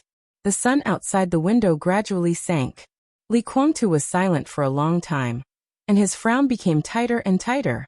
The intuition that he was about to lose something had almost become a substance. He couldn't do anything about it, and he didn't even have a clue. "Your Highness, have some tea." Phoenix made a cup of tea and handed it to Li Guangtu. "You don't have to do these things." Li Guangtu took the teacup and said, "Pay attention to rest." "It's okay." Phoenix smiled sweetly.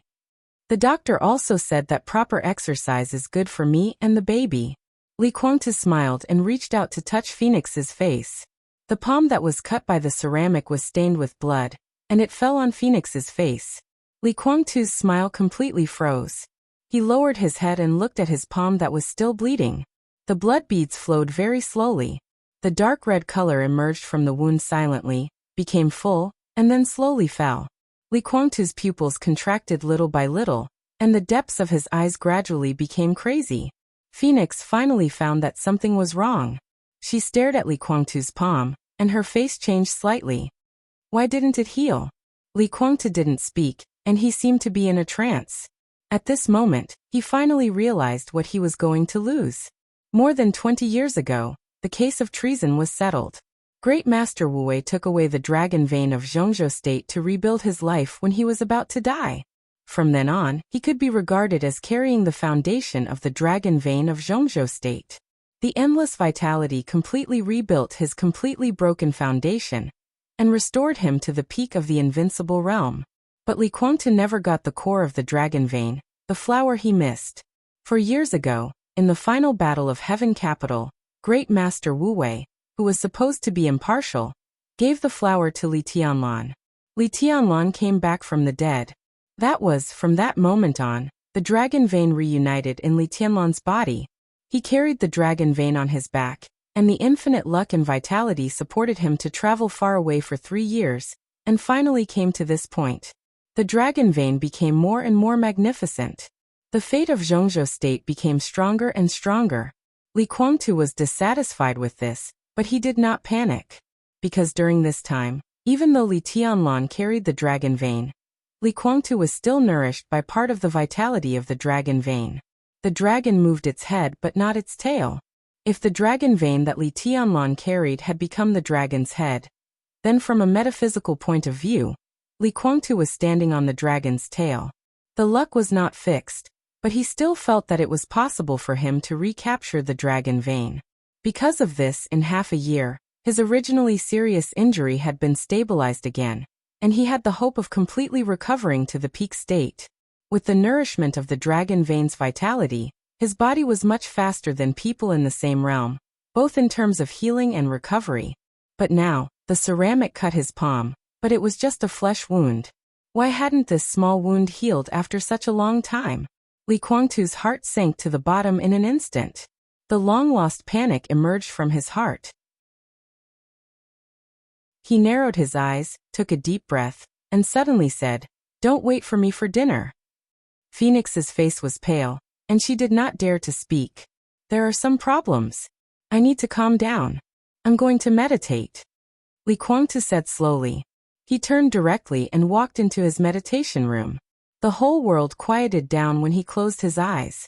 The irritation in his heart disappeared little by little. Countless noises seemed to leave him, getting farther and farther away. Li Guangtu's body and mind were calm. At this moment, it seemed that all the trivial things had left him.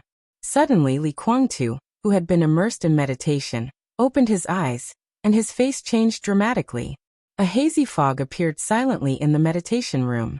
The fog was getting thicker, and the increasing fog almost covered everything in the meditation room. Li Guangtu's body suddenly trembled. At this moment, he clearly felt that the injuries in his body were healing crazily, and some internal injuries were also getting better. But the vitality that originally belonged to the dragon vein in his body was constantly being drawn out of his body, and more. Countless vitality was flowing in his body, healing his injuries, and then gushing out of his body. The white fog in the meditation room gradually thickened and faded. All the fog disappeared. But it did not return to Li Guangtu's body. Li Guangtu suddenly stood up, and his face was a little twisted. How is this possible? He kept taking deep breaths and gritting his teeth. Who stole my dragon vein? The dragon's head and tail could not be seen. If Li Tianlan was the dragon's head, then the dragon's tail could not appear on him. If it was not Li Tianlan, who could it be? Li Guangtu's expression gradually calmed down, and finally became expressionless. Standing in the meditation room, he was silent for a long time, and then said to himself indifferently, "Why?" He took out his mobile phone and dialed a number. "Your Highness." The phone was quickly connected, and Dawn's voice sounded. "I'll give you 3 days. No matter what, bring Xian Xuanzi of Zhongzhou State to me," Li Guangtu said expressionlessly. Xian Xuanzi was resting in the sanatorium. He woke up slowly. In the afternoon, the hazy winter sun shone through the window, quiet and warm.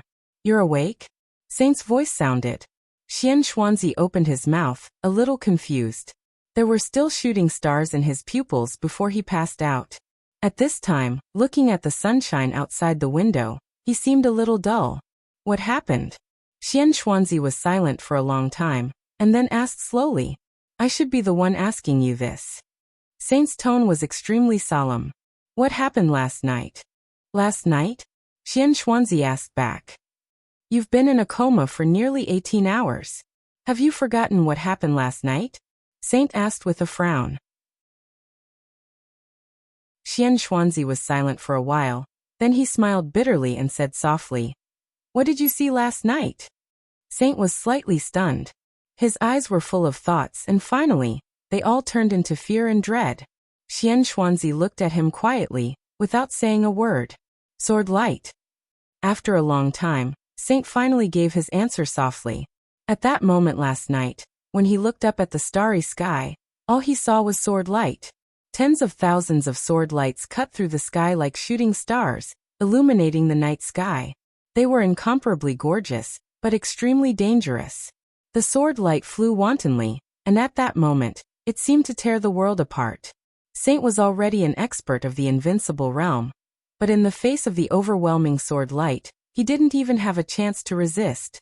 At that moment, he was like a real nonentity, or a weak child facing an expert at the peak of the invincible realm.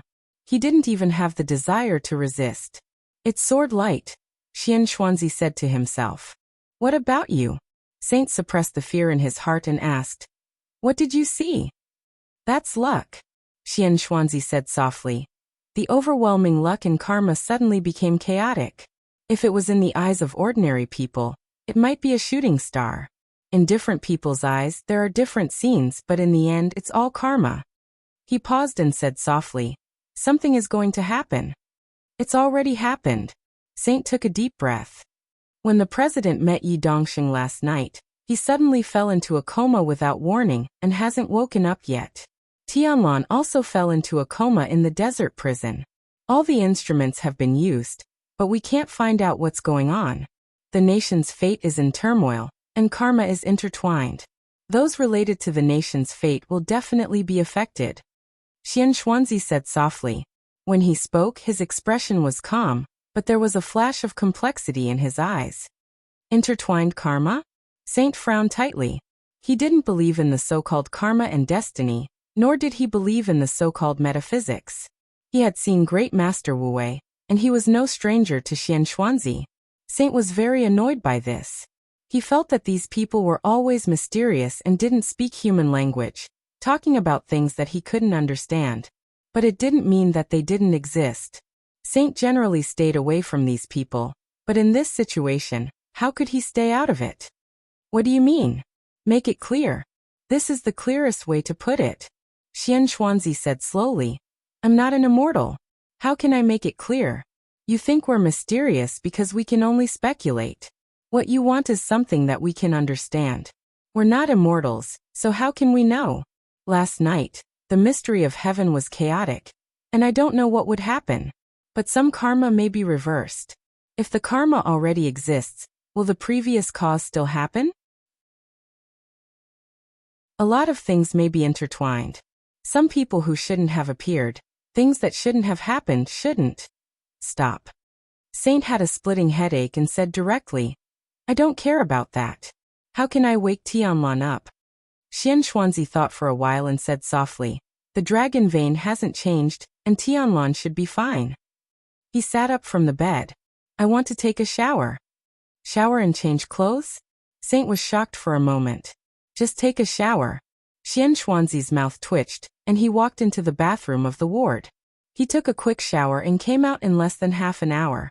He wore a brand new Taoist robe, a snow-white horsetail whisk, and his dry long hair had been combed neatly. He looked like an immortal again. I want to see my daughter, Xian Xuanzi said. Saint spread out his hands. Go ahead. Xian Xuanzi nodded and turned to walk into another ward. Li Shi lay quietly on the bed, motionless. Xian Xuanzi sat beside her, reached out his hand, and stroked her hair with a trembling hand, without saying a word. What are you thinking about? Saint came in and asked. I'm thinking about her daughter. Xian Xuanzi looked at Li Shi with kind eyes and murmured. Kunlun City is now closed, and we can't see her. Saint was silent for a while and said slowly. Xian Xuanzi's voice fell silent. The sunlight slowly shifted in the sky. After a long time, Xian Xuanzi smiled and said, let's take a photo together. Saint looked at his smile and seemed to understand something. He found a camera and took a photo of the father and daughter seriously. Xian Xuanzi took a deep look at Li Shi, stood up and said, arrange a helicopter. I'm going to the desert. Saint nodded and replied, yes. Xian Xuanzi left the ward, slowly went downstairs, slowly walked out of the inpatient building, came to the door, and waited silently. The sound of the helicopter whistling was faint, getting closer and closer. A monk, who looked a little tired, came from a distance. Xian Xuanzi took a few steps forward, and took the small box with a flower on it from the monk. The helicopter gradually rose in the afternoon sunlight and flew to the desert. Body temperature is normal. Heartbeat is a little slow, but very powerful. Combined with the physical strength of His Highness, heartbeat is normal. Blood pressure is normal, and no virus is found in the blood. His Highness has no wound, and he is very healthy. In the warden's dormitory of the desert prison, countless physicians and doctors of traditional Chinese medicine from various fields in Zhongzhou State were busy, and everyone's faces were obviously filled with helplessness and anxiety. Lieutenant General Xiao Mahai of Zhongzhou State stood at the door and looked at this scene with a pale face. His body was cold, and he was at a loss. Li Tianlan had been in a coma for nearly a day. His coma came without warning, and there was no clue at all. Xiao Mahai only remembered that countless white mist came out of his dormitory. The endless white mist almost covered the whole prison, completely ignoring the obstruction of the room. In the familiar prison, Xiao Mahai stumbled through the white mist, and it took him nearly an hour to find Li Tianlan in a coma. Xiao Mahai, who was almost scared silly, reported the situation to Dongqing Wudi at once. Dongqing Wudi and Bai Qingqian rushed to the desert prison as soon as possible. 3 hours after they arrived at the prison, a large medical team with various instruments also rushed over at the same time. The doctors had been busy until now. All kinds of instruments showed that Li Tianlan's physical indicators were completely normal, and doctors of traditional Chinese medicine did not find anything abnormal when they felt his pulse, but Li Tianlan was in a coma. It was inexplicable, and everyone could not figure out what was going on. Did Tianlan show any discomfort before? Dongqing Wudi came to Xiao Mahai and asked. No. Xiao Mahai's body shook and he said with a wry smile. When we had dinner together, His Highness said that his injury had recovered and he felt very good. But just after dinner he became like this. His Highness had dinner with us before he fell into a coma, and I also ate. After some leftovers were tested, it proved that there was no toxicity, and no poisonous gas was detected in the air. Minister, It's okay. Dongqing Wudi reached out and patted Xiao Mahai on the shoulder. Don't worry. His voice was very calm.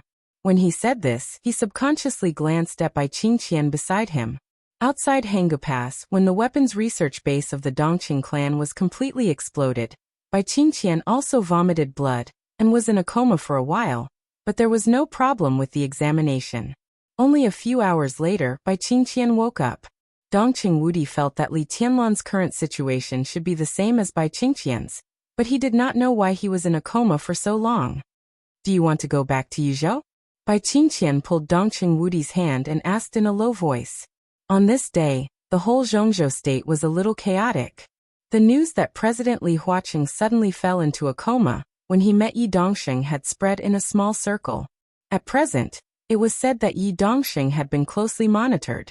At such a sensitive time, Dongqing Wudi, as the standing minister of the army headquarters, was the most appropriate person to be in charge of Yuzhou.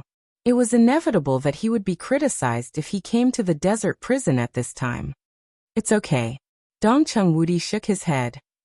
The situation will not be chaotic. Don't worry. Bai Qingqian nodded and looked at Li Tianlan in the room with some concern and worry. In her sight, Li Tianlan's body lying on the bed suddenly moved. Then he sat up all of a sudden. The helicopter landed slowly less than 60 kilometers away from the prison. The wind and sand all over the sky roared and surged in the desert. In the long distance, the desert prison was only a vague outline in Xian Xuanzi's eyes. Xian Xuanzi got off the plane and stared in the direction of the prison, silent like a statue. Master, what's here? The pilot followed him off the plane and asked in confusion. There's sand here. Xian Xuanzi smiled and looked into the distance. The desert prison appeared and said softly, "This is the place." The pilot blinked and was a little puzzled. Xian Xuanzi glanced at him and said with a smile, "Master, sorry to trouble you. I just want to come here. Now I'm here, you can go back." The pilot took a serious look at Xian Xuanzi and asked again, "What about you, master?" "Don't worry about me." Xian Xuanzi smiled and shook his head. "Goodbye." The pilot hesitated and nodded. He got on the helicopter and glanced at Xian Xuanzi again. Xian Xuanzi smiled and waved his hand. The helicopter slowly rose into the air and gradually went away. Xian Xuanzi sat down facing the desert prison. He took out the earthen jar that contained the fate of the world and carefully placed it on the ground. The wind and sand in the desert gradually quieted down. Like a dragon that shows its head but never its tail. In that case, it's better to never see it again. Xian Xuanzi whispered to himself. His eyes became dark, and the countless chaotic secrets of heaven and karma last night seemed to appear in his eyes again. Thousands of karma and countless luck rose and fell, intertwined, collided, and were in chaos. From the moment he opened his eyes, he already knew what he was going to do. Xian Xuanzi looked at the flower in front of him and suddenly laughed. He took out a small knife, reached out and cut his finger, sprinkled the blood on the flower, and whispered, "Flowers bloom." Countless wind and sand spread out in all directions with Xian Xuanzi as the center. The fate of the world, which looked extremely weak and delicate and could not withstand the dryness of the desert and the sun, kept trembling. It grew bigger and bloomed at a speed visible to the naked eye. Xian Xuanzi watched the scene quietly. His white hair was burning crazily, becoming shorter and shorter. The air gradually twisted. There seemed to be an invisible flame burning. There was no fire, but it was extremely hot. Xian Xuanzi looked at the flowers in front of him and laughed. Oh, Wu Wei. It was not until this moment that he vaguely understood that there might be destiny in this time. But neither heaven nor fate could be defied. He and Wu Wei had disturbed too many destinies, plus some other reasons, which led to the disorder of karma last night. He wanted peace. There was destiny in this world. But there was no need for the so-called guru. The fate of the world kept blooming in front of him. A patch of green appeared in the desert, and a large number of flowers kept blooming. Xian Xuanzi's whole body seemed to be burning in an invisible flame. Before his consciousness returned to the darkness, he closed his eyes and whispered, "Flowers fade." The setting sun of the dusk completely fell. At the moment when day and night alternated, a large number of flowers quickly withered. The wind blew in the desert at night. The wind and sand were rolling and whistling. The fate of the world had disappeared. The flowers completely withered. Everything returned to silence. Xianxuanzi, flowers, green grass, all disappeared, and there was no trace of their existence. At this moment, Li Tianlan opened his eyes. Li Huaqing raised his palm. Li Guangtu, who was still in Tiannan, found the white mist in the meditation room. On Mount Dibing, countless white mist from the south poured into Li Dongqing's body. Similarly, countless white mist floated out and rushed to the desert. The dragon moved its head but not its tail. They would never see each other if they were not supposed to. In the desert and on Mount Dibing, the two people who carried the dragon vein seemed to be completely intertwined. The fate of the world flowers bloomed and fell. At this moment, there was no dragon tail, no dragon head. Both of them carried the complete dragon vein, but they were different dragon veins. Li Dongqing slowly lowered his head. Are you really summer solstice? He didn't know summer solstice, or he had never seen summer solstice in person. He knew summer solstice, but what he saw before was the tombstone and the portrait. Your name is Li Dongqing? Summer solstice endured the pain in her body, and her face became paler. She had never seen Li Dongqing. Li Dongqing didn't answer. He just looked at Beihai in the distance and took a deep breath. At this moment, he finally understood why he couldn't contact the people of the Sword Dynasty in Beihai, and finally understood why no one greeted him at the airport. Too many inconceivable doubts turned into a faint surprise. He laughed. Why am I here? Summer solstice took a deep breath. The sword god of the Sword Dynasty in front of her might only be inconceivable, but in her heart, there was only horror. Like the stormy waves on the surface of Beihai in a storm, the huge shock and disbelief constantly impacted her cognition. Li Dongqing stood in front of her, real and not fake. Mount Dibing was split in half by a sword. Summer solstice couldn't explain this power. She had never thought that someone could be so powerful. Li Dongqing glanced at her. There was some eagerness in his eyes. He didn't know why he came here, but he knew that he might be able to see the person he met. Li Dongqing waved his hand. The white mist surged. Azura and Dongqing instantly crossed Mount Dibing and appeared in front of him. Li Dongqing glanced at summer solstice. If you are summer solstice, then Wang Tianzong should also be here. His voice was indifferent and cold. No matter where he is, ask him to come back. I will take his head before dawn. In the hazy mist, Li Dongqing walked in. The three disappeared instantly. A gust of wind blew over Mount Dibing. Snowflakes fluttered, and the air was bone-chilling. The white mist was mighty, covering the surface of Beihai from the stage of formidable person instantly. Dongqing heard the sound of waves. The sound of water went away, getting farther and farther. Her feet stepped on the ground, and she looked at the picture in front of her. Where is this? Liaodong Provincial Government. Li Dongqing said. The figure hidden in the white mist directly walked in, and the next second, he had already appeared in the speaker's office. He reached out his hand. Before he knocked on the door was opened. The speaker, who was in a hurry to go out, walked out of the office. The moment he saw Li Dongqing, he blinked, and his face suddenly changed. Then he showed a humble smile. Your Majesty, you. Li Dongqing's heart suddenly sank. You know me? He took a deep breath and said slowly. Without waiting for the other party to answer, he had directly turned around. The white mist was faintly discernible. Azura and Dongqing were wrapped in the white mist without any power to resist, and they crazily moved forward. Vaguely, Dongqing saw the snow mountain. The snow-white scene flashed away. The sea was already under their feet, and the waves were instantly far away. The road was crazily retreating, and the night view of the city and the desolation of the parish were constantly flashing. Dongqing didn't know how long it had been. The night seemed to be still, but it also seemed to be late at night. Li Dongqing stopped. A somewhat dilapidated ancestral hall appeared in front of the two. Dongqing didn't ask where it was. She knew very well where it was. Luojingzheng Yuan. The ancestral hall of the Dongqing clan. Li Dongqing's eyes became more and more indifferent. He was so familiar with all of this. But this was not what he wanted to see. The ancestral hall was instantly left behind. The highway, the mountain, and the lake all retreated. Dongcheng grabbed Li Dongqing's sleeve in a daze. The wind blew through the white mist. In front of them was already a desert. The prison was lit. Li Dongcheng walked out of the white weapon. The harsh alarm sounded in an instant. Dongqing didn't react at all. The sky full of lasers and artillery fire had directly covered every corner of the surrounding dozens of kilometers. Azura's expression changed dramatically. Such violent artillery fire. Even if he was a supermaster who was about to break through the peak of the invincible realm, he couldn't bear it. Get out of here. Li Dongqing took a step forward, and in an instant, a vast sword aura suddenly burst out like an ocean.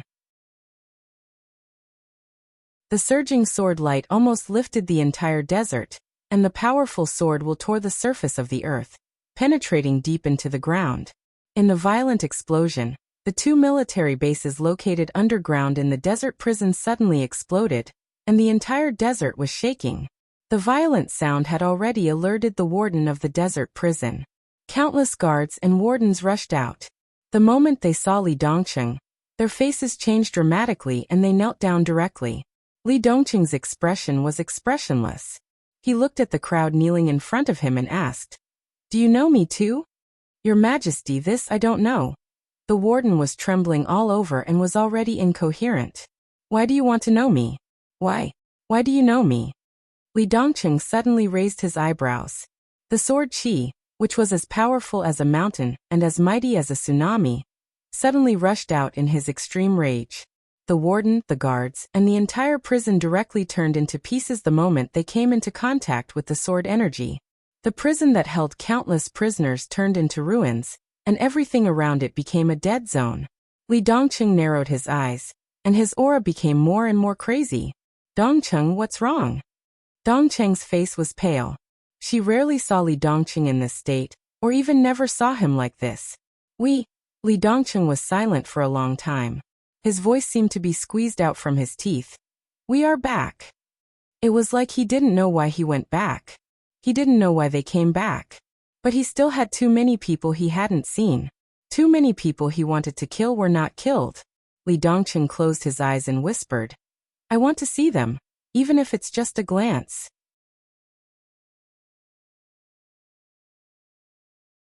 Chapter 747. The dark world was incomparably empty. The mottled light seemed to be swallowed up little by little. The sound was disappearing. Everything in his sight became hazy. The extreme darkness covered all senses. He stood in the darkness, not knowing how long he had been standing there. Like a dream, like an illusion. It was the same as when he had entered the narrow passageway in the prison a few years ago. Dead silence. Darkness. But the surroundings were no longer dull. He walked quietly in the boundless darkness. His consciousness seemed to be awake, but he was in a trance. He couldn't judge his state, and he didn't even know where he was. In the absolute silence, there was no sound, no enemy, no sword. In the desolate environment, only he walked silently. There was darkness in front of him, and the road was so long that it seemed to have no end. Countless times of madness and despair had given him the strongest will. His mind was as calm as a rock. He just walked forward step by step, toward the unknown that he could not see. Time seemed to have lost its meaning. His consciousness between sobriety and trance was so calm that he almost had no desire. He still remembered who he was, but he didn't know where he was going. There was wind in the boundless silence. He kept walking in the direction of the wind, neither fast nor slow, neither arrogant nor impatient. The darkness was still there. He didn't know how long he had walked. It seemed like an hour or a year. Finally, he heard a voice in his ears. The voice was thin and anxious, and kept ringing in his ears. He seemed to hear it clearly, but he couldn't understand the meaning of those voices. It was just like in a dream. Everything that was reasonable and illogical appeared in the dream, as if it was a matter of course. He kept moving forward. His palm seemed to touch a door in the darkness. In the darkness, he frowned and pushed the door open. There was a cry of surprise behind him. There was a voice in front of him, and it seemed to be calling his name. "Tianlan." "Your Highness? What do you think?" The voice was close and far, as if echoing in the whole dark world. He frowned and kept moving forward in the direction of the voice. The smooth road seemed to disappear. The ground beneath his feet became soft, as if he was stepping on thick yellow sand. Those voices also disappeared. But for the first time, there was a glimmer of light in the boundless darkness. A faint light with a hint of white appeared in the distant darkness. It was extremely eye-catching. He quickened his pace and walked towards the pale white dot. The white fluttered in front of him, getting closer and closer to him. Rich life force gathered in the white light. More and more white, ethereal and illusory, like the morning fog in winter, hazy and cold. He walked into the white mist. All the mist kept rushing into his body. Tiny sounds rang out incessantly, densely packed together. Like the wind blowing through the yellow sand. Like the blooming and withering of flowers. The boundless mist kept surging towards his body. The whiteness increased, and it became brighter and brighter. For the first time, the distant sky lit up with true light. It was like the first ray of light in a world of darkness. Rays of light shone high in the sky, like bright stars tearing through the night sky. The light was moving. The stars continued to advance. Regardless of everything. The light that illuminated the boundless darkness eventually turned into a sword light. Cold, fierce, crazy, and decisive. The sword light illuminated the darkness and instantly became the only source of light in the darkness. Li Tianlan looked at the sword light quietly. He finally remembered when he had seen this scene. It was a video he had seen countless times. This was the eternal sword that crossed the sky above Mormons in the chaos of Eastern Europe. This was the most profound picture he had imprinted in his mind. But at this moment, this sword was no longer mighty, only the incomparably clear artistic conception was constantly moving forward. This was indeed a sword light. But there was only sword intent, without the slightest sword energy. Li Tianlan stood quietly and raised his head. His sword intent was getting faster and faster, getting closer and closer. With the white mist all over the sky, the bright sword light approached his body almost in the blink of an eye. Boom! The frenzied sword intent completely enveloped him. Countless white mists disappeared. Li Tianlan's body suddenly shook violently, and his face turned pale. The sword intent that completely crashed into his arms instantly set off a chaotic storm in his body. At this moment, he could clearly feel that there were a large number of dense scars inside his body. Vaguely, he seemed to be able to feel a weak and almost completely disappeared heartbeat beating with his heart. The feeling was indescribable, as if it was extremely warm. A large expanse of mist appeared around him, constantly healing the injuries in his body. The frenzied sword intent kept whistling in his body. The vitality contained in the dragon vein surged wildly in his body. For the first time, Li Tianlan felt the existence of the dragon vein. The majestic vitality was like an ocean, vast and endless, constantly turbulent. The sharp pain spread in Li Tianlan's body. The sword light that rushed into his body from nothingness became more and more unbridled, crazily destroying his body.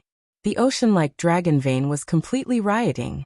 A large amount of vitality nourished every muscle and blood vessel in his body. The aggravated injuries were repaired, then aggravated again, and then repaired again. Li Tianlan's consciousness became clearer and clearer. He could feel the massive vitality surging in his body, violent like fire. He could also feel the sword light that came out of nowhere tearing all the organs in his body. It was as cold as ice. His body was hot and cold at the same time. The injuries caused by the sword energy in his body continued to be healed, and the dragon vein's repair work continued. The extremely weak heartbeat that seemed like it would stop beating at any time was gradually stabilizing. For some reason, Li Tianlan suddenly felt a little happy in his heart, even though the sword light had been wreaking havoc in his body. But the dragon vein in his body became more vivid sooner or later. Or rather, it was complete. The vitality that he carried seemed to suddenly become complete, and a part of his body. He could even completely use this unimaginably vast vitality. That faint, illusory heartbeat was still beating in sync with his heart. The dragon vein that suddenly became complete was like a vast ocean, becoming more and more vivid. And the sword light that illuminated the darkness was like a bridge. The bridge was connected to the dragon vein. A part of the vitality of the dragon vein was continuously transmitted from Li Tianlan along the bridge. Li Tianlan could even feel the other party's heartbeat. As the carrier of the dragon vein, he also bore part of the other party's injuries. The other party seemed to be seriously injured. The dense internal injuries were transmitted along the bridge like sword light. A large amount of vitality was transmitted along the bridge, forming a new balance. The dragon vein was sharing, and the injuries were being transferred. Li Tianlan felt that he should be a little annoyed, but when he felt the weak heartbeat, his emotions were only joy and peace. This feeling reminded him of the Sky Academy a few years ago. The early spring sun shone in through the window. For the first time, he stood in the dormitory of the Sky Academy. Behind him was the sea bathed in sunlight. Qin Weibai, with a delicate fragrance, snuggled up to him and took the first photo of the two of them. Li Tianlan closed his eyes and laughed. The heartbeat continued to beat and gradually stabilized. It seemed that there was really someone sharing the dragon vein with him. There was only one person. The ocean-like vitality in his body was constantly surging, far more intense than before. The endless vitality suppressed the injuries, and his body gradually calmed down. Li Tianlan closed his eyes. A pale white light grew brighter and brighter, gradually turning into a pale gold. He opened his eyes. The whole world was already golden. The rising sun emitted a clear and cold light, shining on the thousands of miles of yellow sand beneath his feet. The refracted light shone with a myriad of colors. He stood in the desert, motionless, like an eternal silhouette. The last bit of white fog was absorbed by his body. The ocean-like vitality in his body clearly existed, and it was completely complete. Traces of injuries spread in his body, and were repaired by the dragon vein. A new balance was formed between destruction and repair. Li Tianlan raised his palm and wiped the blood from the corner of his mouth, lost in thought. The faint heartbeat was still resonating with his. He could feel the other party's emotions just like him now, calm and happy. He suddenly missed Qin Weibai. He also wanted to know who was sharing the dragon vein with him. Li Tianlan slowly turned around. In his sight, Bai Qingqian was standing not far behind him and looking at him. Seeing him turn around, Bai Qingqian subconsciously took a step forward, her eyes a little uneasy. Behind Bai Qingqian was Xiao Mahai. Under the yellow sand, there were only two people here. Bai, Li Tianlan opened his mouth. The roaring dragon vein in his body seemed to be completely complete, and his emotions and feelings seemed to have become more sensitive than before. Feeling Bai Qingqian's gaze, his heart suddenly beat a few times. His heart skipped a beat. He wanted to call Secretary Bai, but when the words came to his mouth, he called her auntie instead. Ah. Bai Qingqian nodded, trotted over and whispered, "Tianlan, are you okay?" "I'm fine." Li Tianlan shook his head and looked around. There was only yellow sand around. The outline of the desert prison could be faintly seen in the distance. He frowned and whispered, "Why am I here?" Bai Qingqian hesitated and glanced at Xiao Mahai. Xiao Mahai shook his head with a wry smile. "Your Highness, you suddenly fell into a coma the day before yesterday. The minister and secretary brought a medical team, but they couldn't find out why you fell into a coma. Yesterday evening, you suddenly woke up, but it seemed that you didn't know anyone, and it seemed that you didn't wake up. Then you walked out of the prison by yourself, came here, and stood here all night." He hesitated, glanced at Li Tianlan and whispered, "I asked the doctor. The doctor said that you have been under too much pressure recently, so you have sleepwalking symptoms. This may also have something to do with your coma. The doctor said that you are very healthy, but he suggested that you rest more at ordinary times and don't put too much pressure on yourself." "Too much pressure? Sleepwalking? Rest more?" Li Tianlan blinked blankly. He didn't know what Xiao Mahai was talking about. He didn't think he was sleepwalking. The faint heartbeat was still resonating with his. He shook his head hard, looked at Bai Qingqian and whispered, "Auntie, where is the minister?" Bai Qingqian's expression changed slightly, and she seemed to remember something. "He went back overnight for an urgent matter. He should have a meeting in Yuzhou." Li Tianlan was a little curious. What happened? What could make Dongqing Wudi rush back to Yuzhou from the desert overnight? What could happen in Zhongzhou state now? "It's about Beihai." Bai Qingqian whispered.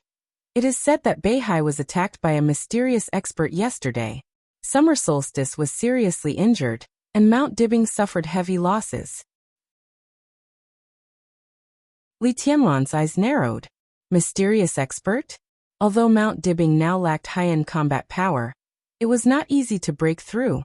He did go up Mount Dibing, but that was when Dongqing Wudi took away the internal security forces and Heaven Punishment Troop. Mount Dibing lacked manpower, and a large number of weapons were unmanned, so it seemed easy. In fact, if the internal security forces and Heaven Punishment Troop were both there, even if he had Xianyuan sword in his hand, it was destined to be a hard fight to go up the mountain. The internal security forces might not be scary, but the elite level of Heaven Punishment Troop and the countless weapons on Mount Dibing were not to be trifled with. And Summer Solstice was seriously injured? Given her physical condition, how could she be seriously injured? Is there a video? He asked suddenly. I'll inform Wudi to send a copy. Bai Qingqian took out her mobile phone. Li Tianlan nodded, glanced at Xiao Mahai, and said, Computer. I'll arrange a car to take your highness back right away. Li Tianlan looked at the blurred desert prison in the distance, and suddenly thought of something. No need. He thought of something and took a step forward. The hazy fog spread out, and the three of them disappeared from where they were. When they reappeared, they were already 100 meters away. Wisps of mist permeated the corridor of the desert prison. Li Tianlan slowly walked out of the fog.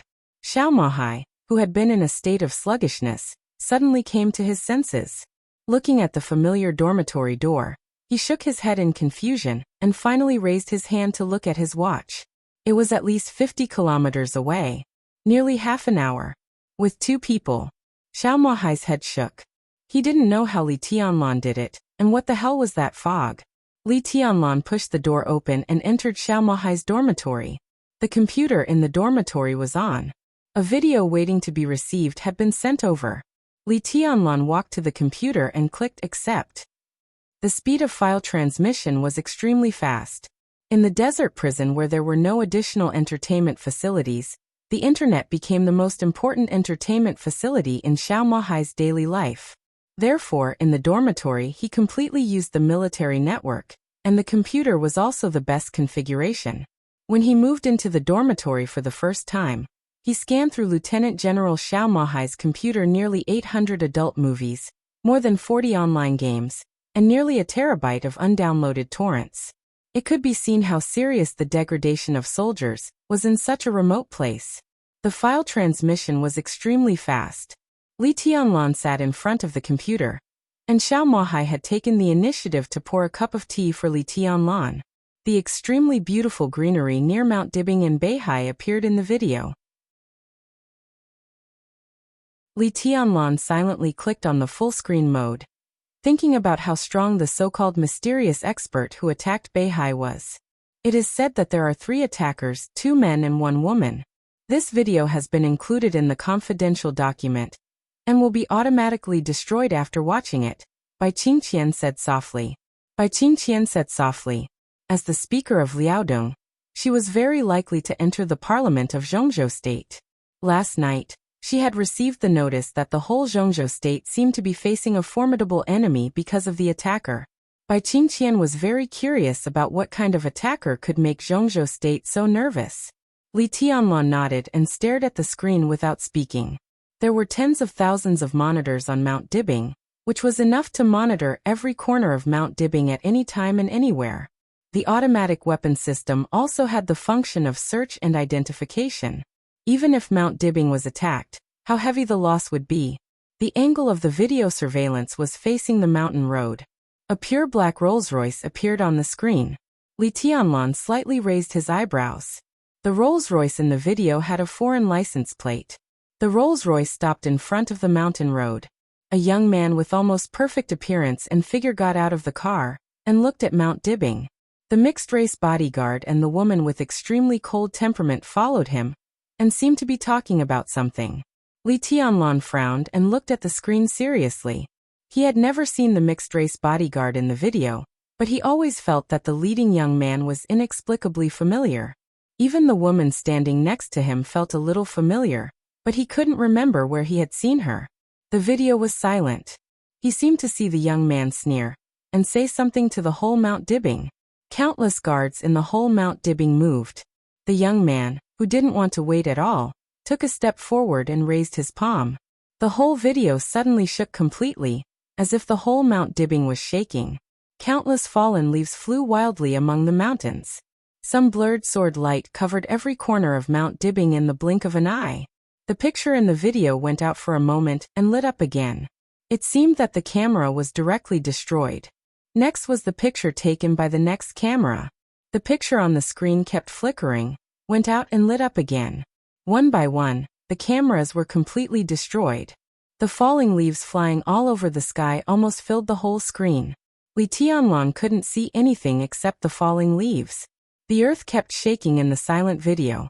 The weapon system on Mount Dibbing seemed to be firing, but all the light was blocked by the falling leaves. The firepower was directly suppressed by the most powerful posture in an instant. Blood occasionally flowed on the screen that went out and lit up again. It seemed that the guards near the camera had died in the falling leaves. The whole Mount Dibbing kept shaking, and all the weapons seemed to be completely shattered. The falling leaves that filled the whole screen rushed all the way from the foot of the mountain to the top of the mountain, covering the sky and the sun. Mount Dibbing, with flowers and forests, instantly turned into a white land in the falling leaves. The blurred sword light flew horizontally and vertically, and rushed to the top of the mountain. The whole Mount Dibbing was like a huge piece of tofu that was split open by a sword. The laboratories hidden in the belly of the mountain exploded one after another. The pavilions that had been rebuilt on the top of the mountain were completely shattered. The falling leaves kept flying, but the picture was completely dark. The last camera was destroyed. Vaguely, the falling leaf seemed to rush in the direction of the stage of formidable person. Li Tianlan squinted and thought. From the video, he couldn't see much about this sword.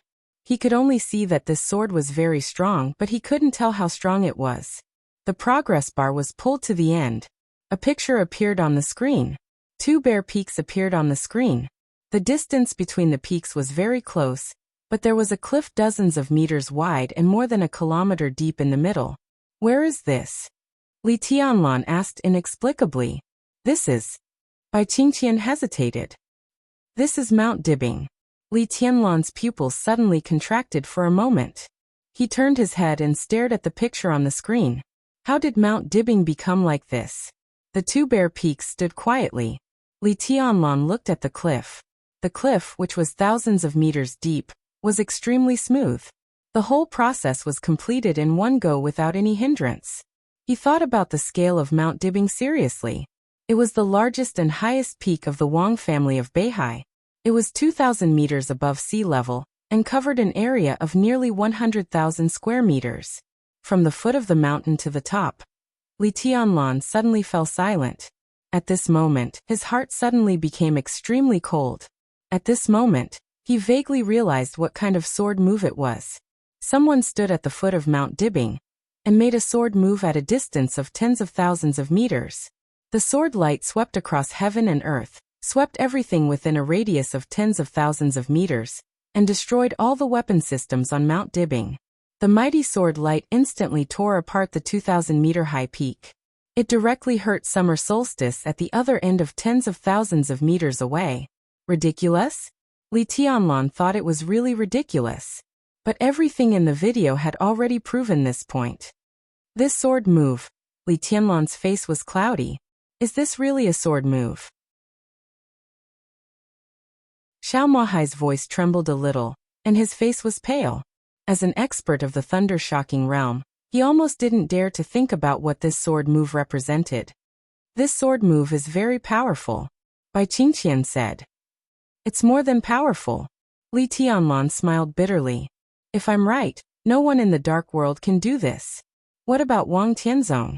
Bai Qingqian asked. The whole world knew that Wang Tianzong had completely broken through the invincible realm in Eastern Europe and entered a new level. That realm represented the ruling power of the chosen one in this era. Li Tianlan was silent for a while. His sword intent had long been flawless. Therefore he could clearly see the end of martial arts. Because of this, No one in the world knew better than him what this sword move meant. He should be able to do it, but he won't be as skillful as the man in the video. He just raised his hand, Li Tianlan said slowly. At least he couldn't have done it so easily at that time.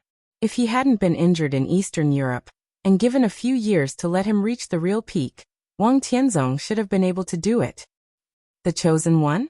Xiao Mahai's voice trembled a little. Li Tianlan twitched the corner of his mouth and said softly, more than that.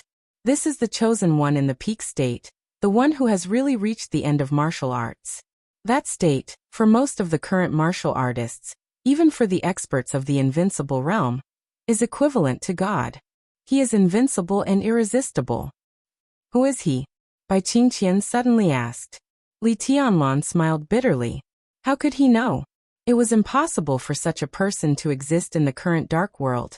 Or in other words, the situation of his existence was not right.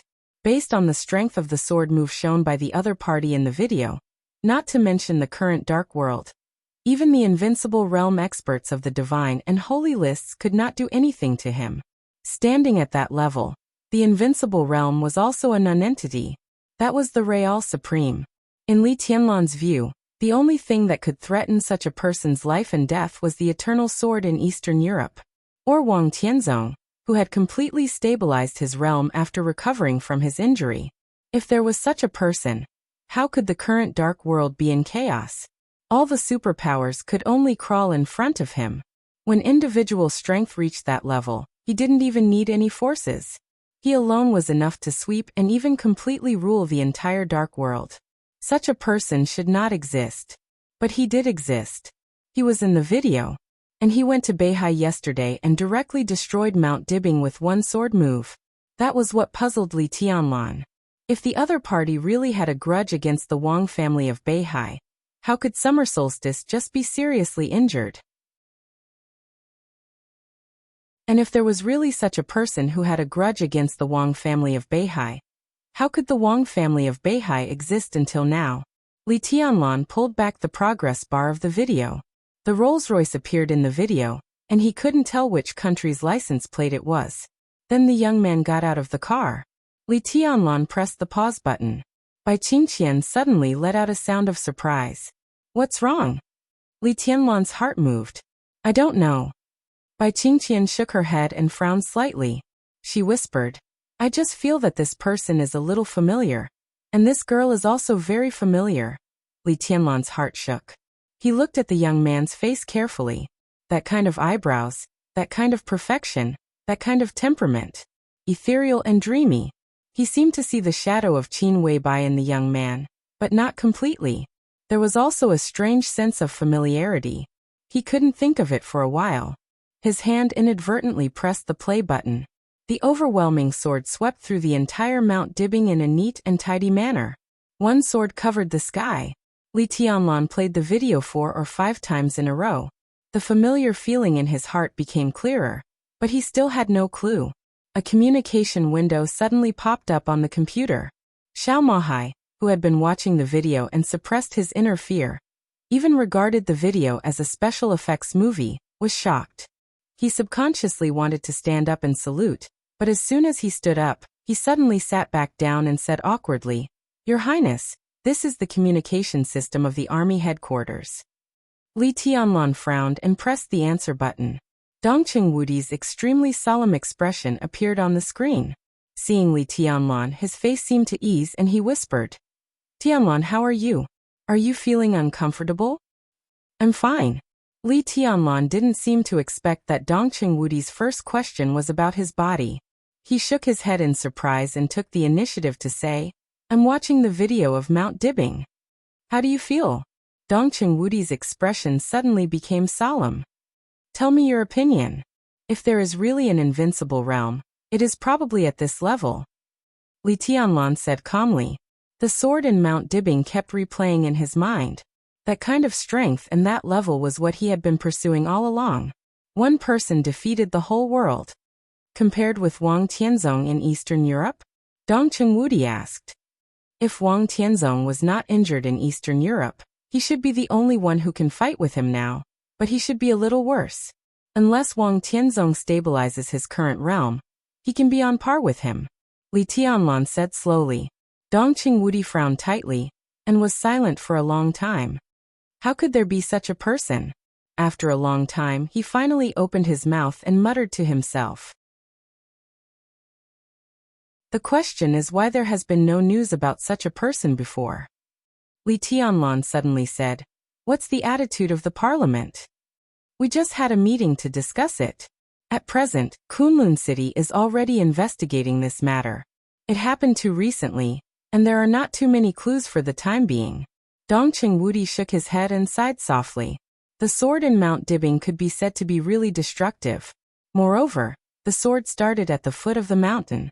Not only did it seriously injure Summer Solstice, but it also destroyed a small warship on Beihai. This sword brought an unprecedented impact to the parliament of Zhongzhou State. If a person could be so powerful, it completely meant that he could directly fight against all regimes alone. Now the video has spread all over the dark world. All the major countries have received the news, and are also secretly investigating. If such a person exists, it will be a huge threat to any country. However, there is still too little information available at the moment. That car. Li Tianlan reminded. The license plate number in the video was obvious, which was undoubtedly a clue. The car was left at the foot of Mount Dibbing. The license plate is a Swiss license plate. But after we communicated with the Swiss side said that they had not issued this license plate at all. After that, we contacted the Rolls-Royce headquarters, and they also said that they had not made this car at all, but this car did use Rolls-Royce's technology. What else? Li Tianlan asked. There is also an Airbus private plane. Dongqing Wudi said. That plane is parked at the airport, but all the stewardesses and captains have disappeared. We contacted Airbus. He suddenly hesitated, and his eyes drifted. The other party said that they had not made this plane? Li Tianlan asked. No, the other party said that this plane is very similar to the next generation of Airbus private planes they plan to develop. But at present, they only put forward the plan, and have just invested in the research and development. Now what they see can be said to be the finished product. What's going on? Airbus is also asking us. They even suspect that Zhongzhou State has stolen their technology. Damn it. Li Tianlan was speechless for a moment and asked, that is to say, this plane should not exist at all. It should not exist now. Airbus hasn't developed it yet. God knows how this plane came to be. Dongqing Wudi shook his head. The parliament has not come to a clear conclusion, but we all agree that it is impossible for such a person to exist without any clues, and it is impossible that no one has heard of it. Some of us are analyzing their lip language. And since they exist, I think they will appear again in the future. Not even the slightest clue. Li Tianlan's heart slightly moved, and he suddenly said, I have heard of a similar person who is also invincible in the world. But at present, there seems to be no trace of his existence in the whole dark world. Who? Dongqing Wudi asked. Dongqing Huangtu. Li Tianlan looked at Dongqing Wudi deeply. Who is he? Bai Qingqian's palm trembled slightly, and she almost knocked over the teacup. She looked at Li Tianlan with a strange look in her eyes. Dongqing Huangtu. Invincible in the world.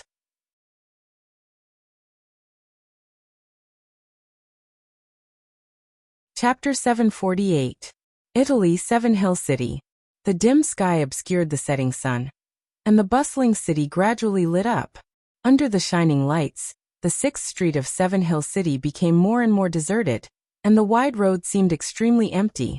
Although the 6th Street belonged to Seven Hill City, it had a special name for Dallows. Welcome Avenue. This was the country of Italy. However, the 6th Street was not the Welcome Avenue of Seven Hill City, but the Welcome Avenue of the Sacred City. In the past many years, when politicians, leaders of wealthy families, and other important missions visited the Sacred City, they all entered the Sacred City directly from the 6th Street, and then left from the 6th Street. Therefore, in the eyes of many believers of the Vatican, the 6th Street of Seven Hill City was also known as the Road of Holy Light, a place paved with the glory of the Lord. His Majesty, dressed in black, had been standing on the street of the 6th Street for a long time. He stood there quietly and looked up at the sky seriously. The sun rose and the moon set, and night fell again. His figure looked like a statue in the lights at night. Mellad quietly followed him. His Majesty didn't move, and he didn't move either. On weekdays, the people who came and went in the 6th Street were basically believers of the Vatican, and their status was not low. At least, they would not be so low that even Mellad, the deputy commander of the Holy Disarmament Corps, did not know them. Seeing Mellad standing here with a man in black, everyone took a detour. As time went by, the 6th Street had been secretly blocked, and no one disturbed His Majesty's meditation. Mellad looked up at the sky. The lights shrouded the city. The sky of Seven Hill City looked extremely high, and the stars were sparse. He couldn't see anything. He didn't know what His Majesty was looking at, until he had been standing here with His Majesty for a day and a night. The two stood silently and did not speak. Standing on the street, motionless, they were like fools. His Majesty was still calm and collected. Mellad opened his mouth and wanted to say something but stopped. In the end, he swallowed the words he was about to say and did not disturb His Majesty's train of thought. If he had a train of thought, Mellad was not sure about this. He could clearly feel that His Majesty was thinking about something, but the kind of contemplation he showed was more like being at a loss. Mellad shook his head. Just as he was about to go find some food nearby, His Majesty, who had been standing here for a day and a night, suddenly turned his head and said calmly, "Return to the Holy City." Mellad's spirit was shocked. He nodded subconsciously and followed His Majesty's footsteps back. His Majesty's footsteps were a little hurried, and he looked restless. "Your Majesty, what did you see?" Mellad asked cautiously. His Majesty paused, turned to look at him, and slowly said, "I didn't see anything." Mellad let out an ah. His Majesty had already turned around and continued, "But this is the worst. I have a very bad feeling. It seems that something is going to happen." Intuition? Mellad was a little disapproving. "Don't look down on my intuition. My intuition has always been very accurate. I've had this feeling once, and I don't want to experience it again," His Majesty said lightly. "But nothing has happened yet. Our prospects are very good." Mellad was a little helpless. "Now it seems that the situation is very favorable to us." His Majesty turned around and stretched out a hand to Mellad. Mellad was stunned and watched His Majesty roll up his cuffs. Under the cuffs was a very smooth and white arm that could even make women jealous. His Majesty curled his fingers on his wrist and suddenly pulled it a little. The smooth skin was instantly opened, but there was no blood. His Majesty casually threw the skin on his arm to the ground and slowly said, "This layer of skin is fake. Do you see it, Mellad?" Mellad lowered his head. In his sight, scars appeared one after another on His Majesty's real arm. For a moment, Mellad couldn't describe this arm at all. There were too many dense scars, almost covering every inch of flesh on His Majesty's arm. This seemed to be a new wound, and the large scars looked like they had just scabbed. Mellad was a little confused. "It's an injury from many years ago." His Majesty rolled up his cuffs again and said blandly, "Back then, I wanted to kill a woman who was completely crazy. She cut me with a sword before she died. Such scars are everywhere on my body. The skin I just tore off is fake, but it's also a very rare medicine that can slowly repair my body. Do you see these scars? The injury from many years ago was barely healed not long ago. At that time, I didn't expect it to be like this. The feeling at that time is the same as now." His Majesty's voice was low. "I feel like I'm going to die." Mellad took a deep breath and smiled a little reluctantly. He recalled the scars on His Majesty's arm. Those dense sword wounds. How sharp was the sword energy needed to make those wounds heal after so many years? His voice was a little dry. "Your Majesty, I don't think anyone can kill you now. Don't talk nonsense." His Majesty sped up. "Let's go see the Pope." The two of them returned to the Holy City as fast as they could. They passed by the Holy Church. With Mellad leading the way, they directly entered the Holy Palace. In the Palace of the Holy Palace, the Pope, who was dressed in a white robe, was admiring a collection of medieval poems under the soft light. Hearing the sound of footsteps, he slowly raised his head and narrowed his eyes. His Majesty looked at him quietly and did not speak. My friend, your spirit doesn't look very good. The Pope took the initiative to break the silence and smiled gently. What are you confused about? It's not important, His Majesty said blandly.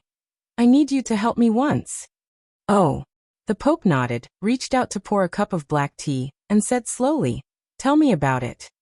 I need you to crown me, His Majesty said in a deep voice. Mellad, who was behind His Majesty, opened his mouth wide and looked at His Majesty with a strange look in his eyes. His Majesty's movements were slightly sluggish. He raised his head and said calmly, Are you kidding? What do you think? His Majesty asked.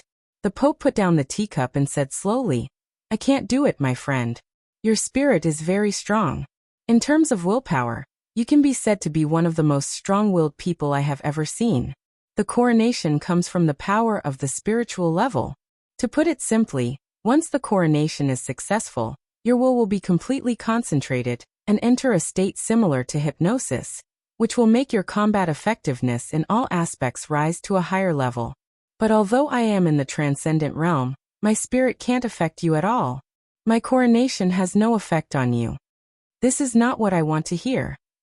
His Majesty said slowly, You can't hypnotize me, but you still have a way to make my will more concentrated. Your Majesty the Pope, don't deny it. You can't deceive me in this regard. You don't want to do it because you're not willing to pay the price. Is that right? The Pope narrowed his eyes. He did not admit it, but he did not deny it either. What do you want? His Majesty took the initiative to ask. What can you give me? The Pope asked with a smile. This time, His Majesty was silent for a long time. He suddenly waved his hand and said in a low voice, Mellad, go out and guard. Mellad was stunned. Without any hesitation, he turned around and went out. Seeing this scene, the Pope narrowed his eyes and focused his attention on His Majesty again. His Majesty took 2 steps forward and sat in front of the Pope. The light in the Pope's eyes flickered constantly, and he looked a little playful. At this moment, he could clearly feel that the mysterious His Majesty's spirit was relaxing. It was constantly relaxing and becoming extremely peaceful. The Pope poured him a cup of tea. Thank you. His Majesty nodded. After hesitating for a moment, he reached out and took off the human skin on his face. A mask. His eyes were clear and calm. He looked at the Pope's obviously surprised face and laughed. I can tell you a story. He sat down. In front of the Pope he closed his eyes and said, See for yourself. Bang. A small explosion suddenly exploded on the test bench. Flames and frost flashed at the same time. The thick alloy steel plate was almost instantly coated with a thick layer of frost. The moment the frost formed, the raging flames flickered for a moment. The dull burning sound lasted for a second, and the thick alloy immediately turned into a pile of black ashes. But the black ashes were not the remains of the burning. The black dust fluttered and fell to the ground, shining with a layer of extremely strange black-blue light. Obviously, this was a kind of extremely destructive poison. Her pure white palm trembled. Her expression slowly returned to calmness. She took a deep breath and accepted another failure. She walked to another test bench, picked up the communicator, and said calmly, Soma. Hello, Dr. Murphy. A soft female voice sounded from the communicator. Inform the biochemistry department that the 6th experiment has failed. Ask them to come and extract the failed samples for analysis. The data they gave is not accurate. I need to figure out the specific composition of this damn thing. I need the most detailed data. The woman suppressed the anxiety in her heart, but the anger in her tone was still rising subconsciously. Okay. On the other end of the communicator, Soma's voice was still soft and elegant. The communication was hung up. Dr. Murphy's slender body softly slumped into the chair, lost in thought. From the perspective of Westerners' aesthetics, Dr. Murphy was a standard beauty. Although she was already in her 30s, she did not look as old as Westerners of the same age. Her tall figure was still hot. She was curvy, her skin was white and tender, her facial features were well-defined, and she did not even have crow's feet at the corners of her eyes. In this mysterious laboratory, the graceful Dr. Murphy could be said to be an extremely eye-catching scenery. The laboratory was silent. After the experiment failed, the pile of black ashes shone with a strange luster, as if it was flickering. Murphy took out a cigarette, lit it, and took a deep puff. There was a touch of helpless pain in her trembling eyes. It had been 7 months since she came here. She could clearly feel that she was haggard. Although she was still doing the work she liked, the seemingly endless darkness in front of her made her extremely desperate. Dr. Murphy Staney Wilson. Internationally, this was not a very prominent name, and very few people had even heard of this name. But in Star State, this was a very important figure. 7 months ago, she was an ordinary researcher in the Star State Biological Laboratory, but the allowance she received was twice that of the chief person in charge of the Star State Biological Laboratory. To some extent, she could be said to be the most core figure in the Star State Biological Laboratory, but she had been secretly protected by the Star State, reducing all exposure. Dr. Murphy was very satisfied with such a life. The allowance given to her by the Star State could ensure that her life was very prosperous. She had a very happy family, a husband who loved her very much, and a lovely daughter. Her life could be said to be truly carefree. But all the good things were completely torn apart that night 7 months ago. A group of mysterious people rushed directly into her home. While she was watching TV with her lover, the mysterious people directly captured her family of 3. The family of 3 was completely knocked out, and when they woke up, they were already here. 7 months. Until now, they did not even know who the enemy was, let alone have access to the slightest news from the outside world. This was a biological laboratory that was not considered advanced in Murphy's opinion. Most of the equipment in it was not comparable to North Sea, which had the most advanced technology in this regard. It was even inferior to the laboratories in Star State. But this laboratory was very functional, and there were good talents in each department. Murphy had come into contact with them through work, and was shocked to find that all of them seemed to be researchers who had been kidnapped. Among them, a doctor of chemistry who used to work as a researcher in the German Institute, had even stayed here for nearly 6 years. There were different departments in the laboratory, and each department was subdivided into different groups. The people in the groups were responsible for one project after another. Murphy's position was relatively aloof. She was not a member of any group, but she was equipped with 3 assistants. Her task was to study the antidote for a poison, and as a reward, she would have about an hour every 2 months to see her daughter and husband. Life seemed to have completely lost its future and hope. Murphy's only motivation now was for the most precious hour in 2 months. She sat on the chair in a daze, took a deep breath, and held back the tears that seemed to flow at any time. She was extremely disappointed. "It seems that I should consider giving you some more work, dear Dr. Murphy. I don't need useless people here, nor do I need you to be lazy." A flat voice suddenly sounded. The other party's English was standard and fluent, but in Murphy's ears, it was like the whisper of a demon, extremely cold. Murphy's plump body suddenly became alert. She jumped up and stammered, "No, the experiment just failed. I've already informed." "That's not a reason. The experiment failed. You should make a record and try to find a new way. Look, what I brought to encourage you." The voice thought unhurriedly. The door of the laboratory was opened. A figure shrouded in black appeared in Murphy's sight. There was a little girl who looked a little silly standing beside him. "Jessie." Murphy rushed over excitedly and hugged her daughter. Her heart felt like it was being stabbed by a knife. The little girl was no more than 6 or 7 years old. Looking at the excited Murphy, she subconsciously took a step back. After a moment of hesitation, she said softly, "Mom." Her voice was dull and a little dull. Murphy hugged her daughter, tears streaming down her face. It wasn't like this. It wasn't like this before. Her family used to be very happy. Her daughter was also very lively and smart. But in just a few months, she wasn't by her daughter's side. God knew what she had experienced to scare her like this. "Okay, I've seen your daughter then," the voice of the man in black rang out.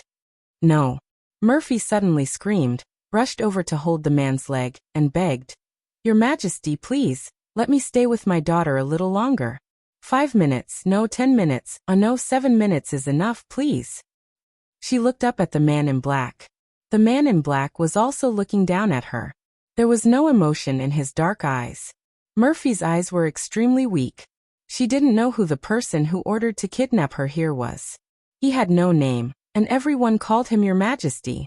He rarely came to the lab, but every time he came, everyone's pressure would increase. The two looked at each other silently for a while. A gleam of light flashed across the man's dark pupils. He nodded and said, "Yes. Thank you, Your Majesty." Murphy said in surprise, turned around, and hugged her daughter tightly. She kept taking deep breaths. "Your experiment failed again?" His Majesty asked slowly. He rubbed his eyebrows and said slowly, "I just told a story to someone. I'm very tired and in a very bad mood." "Then, dear Murphy, tell me some good news to cheer me up. I'm free." Murphy's face was pale, and she said in a trembling voice, "I'm sorry, Your Majesty. Do you have any ideas?" His Majesty asked slowly. "Not yet. This kind of poison contradicts each other, and is extremely toxic. I still need a little more time." Following His Majesty, Murphy's body was a little weak, and her heart was full of fear. The two came to the central test bench one after the other. There was a tiny bottle on the test bench. The bottle was completely transparent, shining with the light of flames and ice under the bright light. "Of course I know that his poison is very toxic," His Majesty said blandly. "Do you know that this poison comes from a genius in Zhongzhou State? It's the poison of extreme cold, and the poison of extreme heat. I know more than you, but I don't have the antidote. Murphy, do you have it?" "I don't have it." Murphy's voice trembled more and more. "Oh, you don't have it?" His Majesty repeated in a slightly dull voice. He sighed slowly and said, "Murphy, I'm very disappointed." He turned around and looked at the little girl whose hand was held by Murphy. His voice became soft. "How old is she?" Murphy's body suddenly shook, and his voice became soft. He subconsciously wanted to stand in front of the girl. His Majesty chuckled and reached out his hand. There was a breeze in the laboratory. On the broken test bench, a black speck of dust containing highly toxic poison floated up. His Majesty, dressed in black, took out a piece of chocolate and slowly opened it. The black speck of dust fell on the chocolate. His Majesty smiled gently, handed the chocolate to the girl and said softly, "Eat it." "Your Majesty." There was no trace of blood on Murphy's face. She suddenly knelt down and kowtowed frantically to His Majesty, tears streaming down her face. Her forehead touched the hard floor with great force. His Majesty could even feel the floor under his feet shaking. Blood instantly flowed out of Murphy's smooth forehead, mixing with his tears.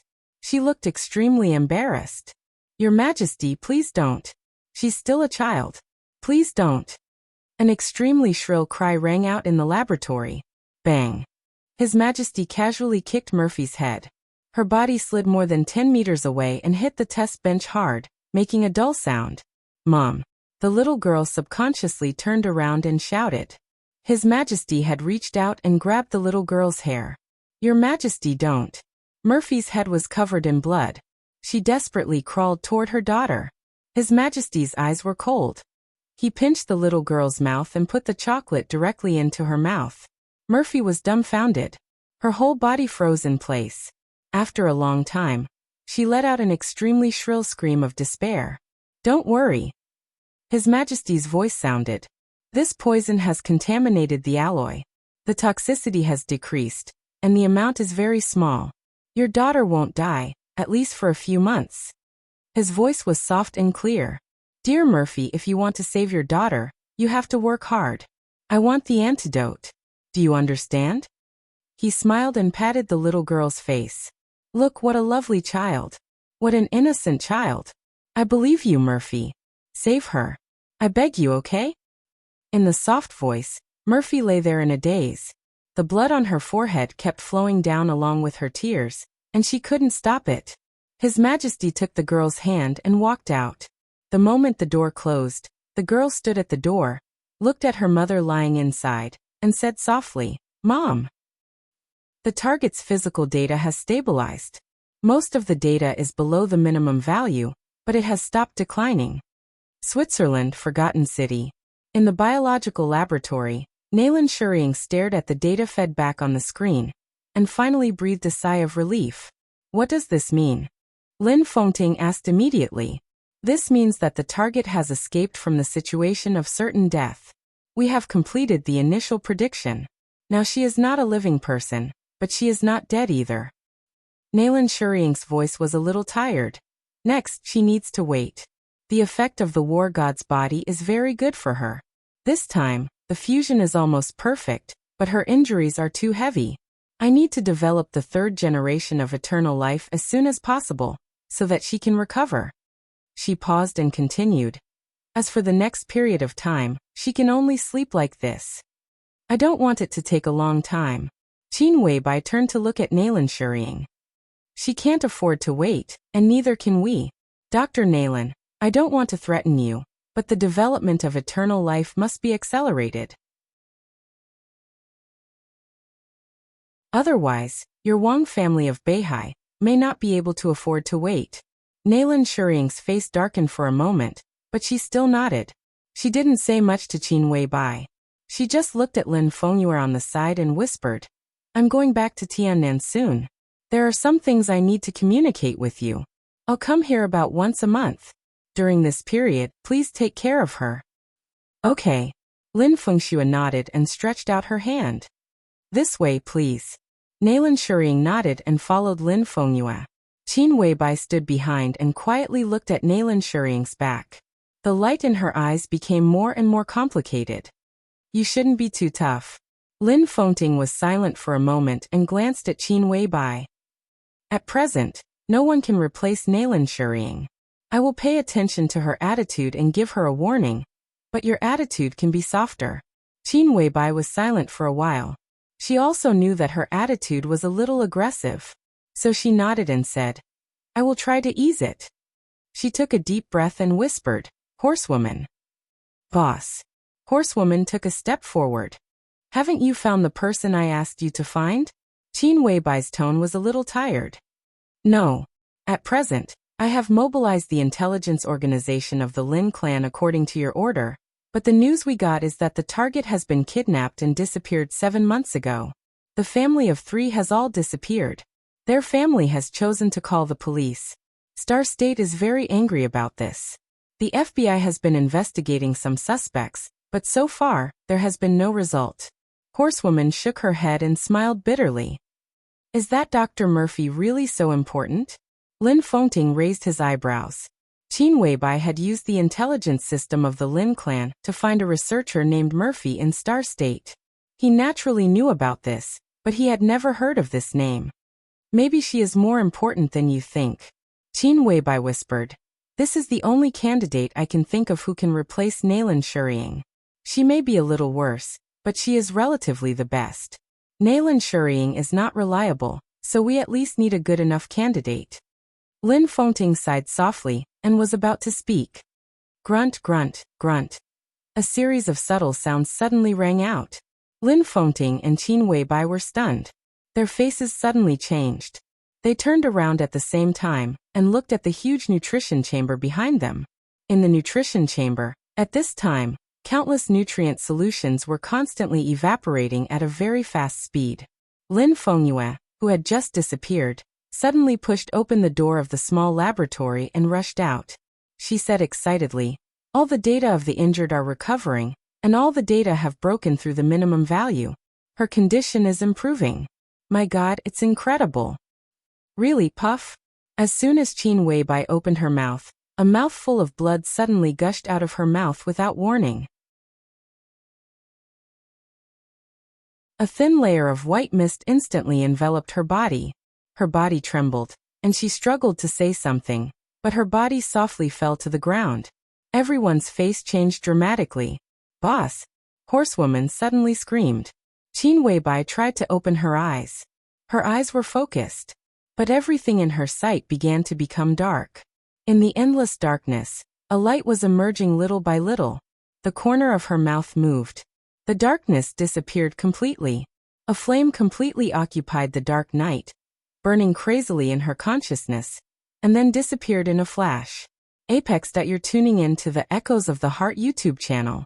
Don't forget to subscribe and join us on this journey to catch the most captivating stories.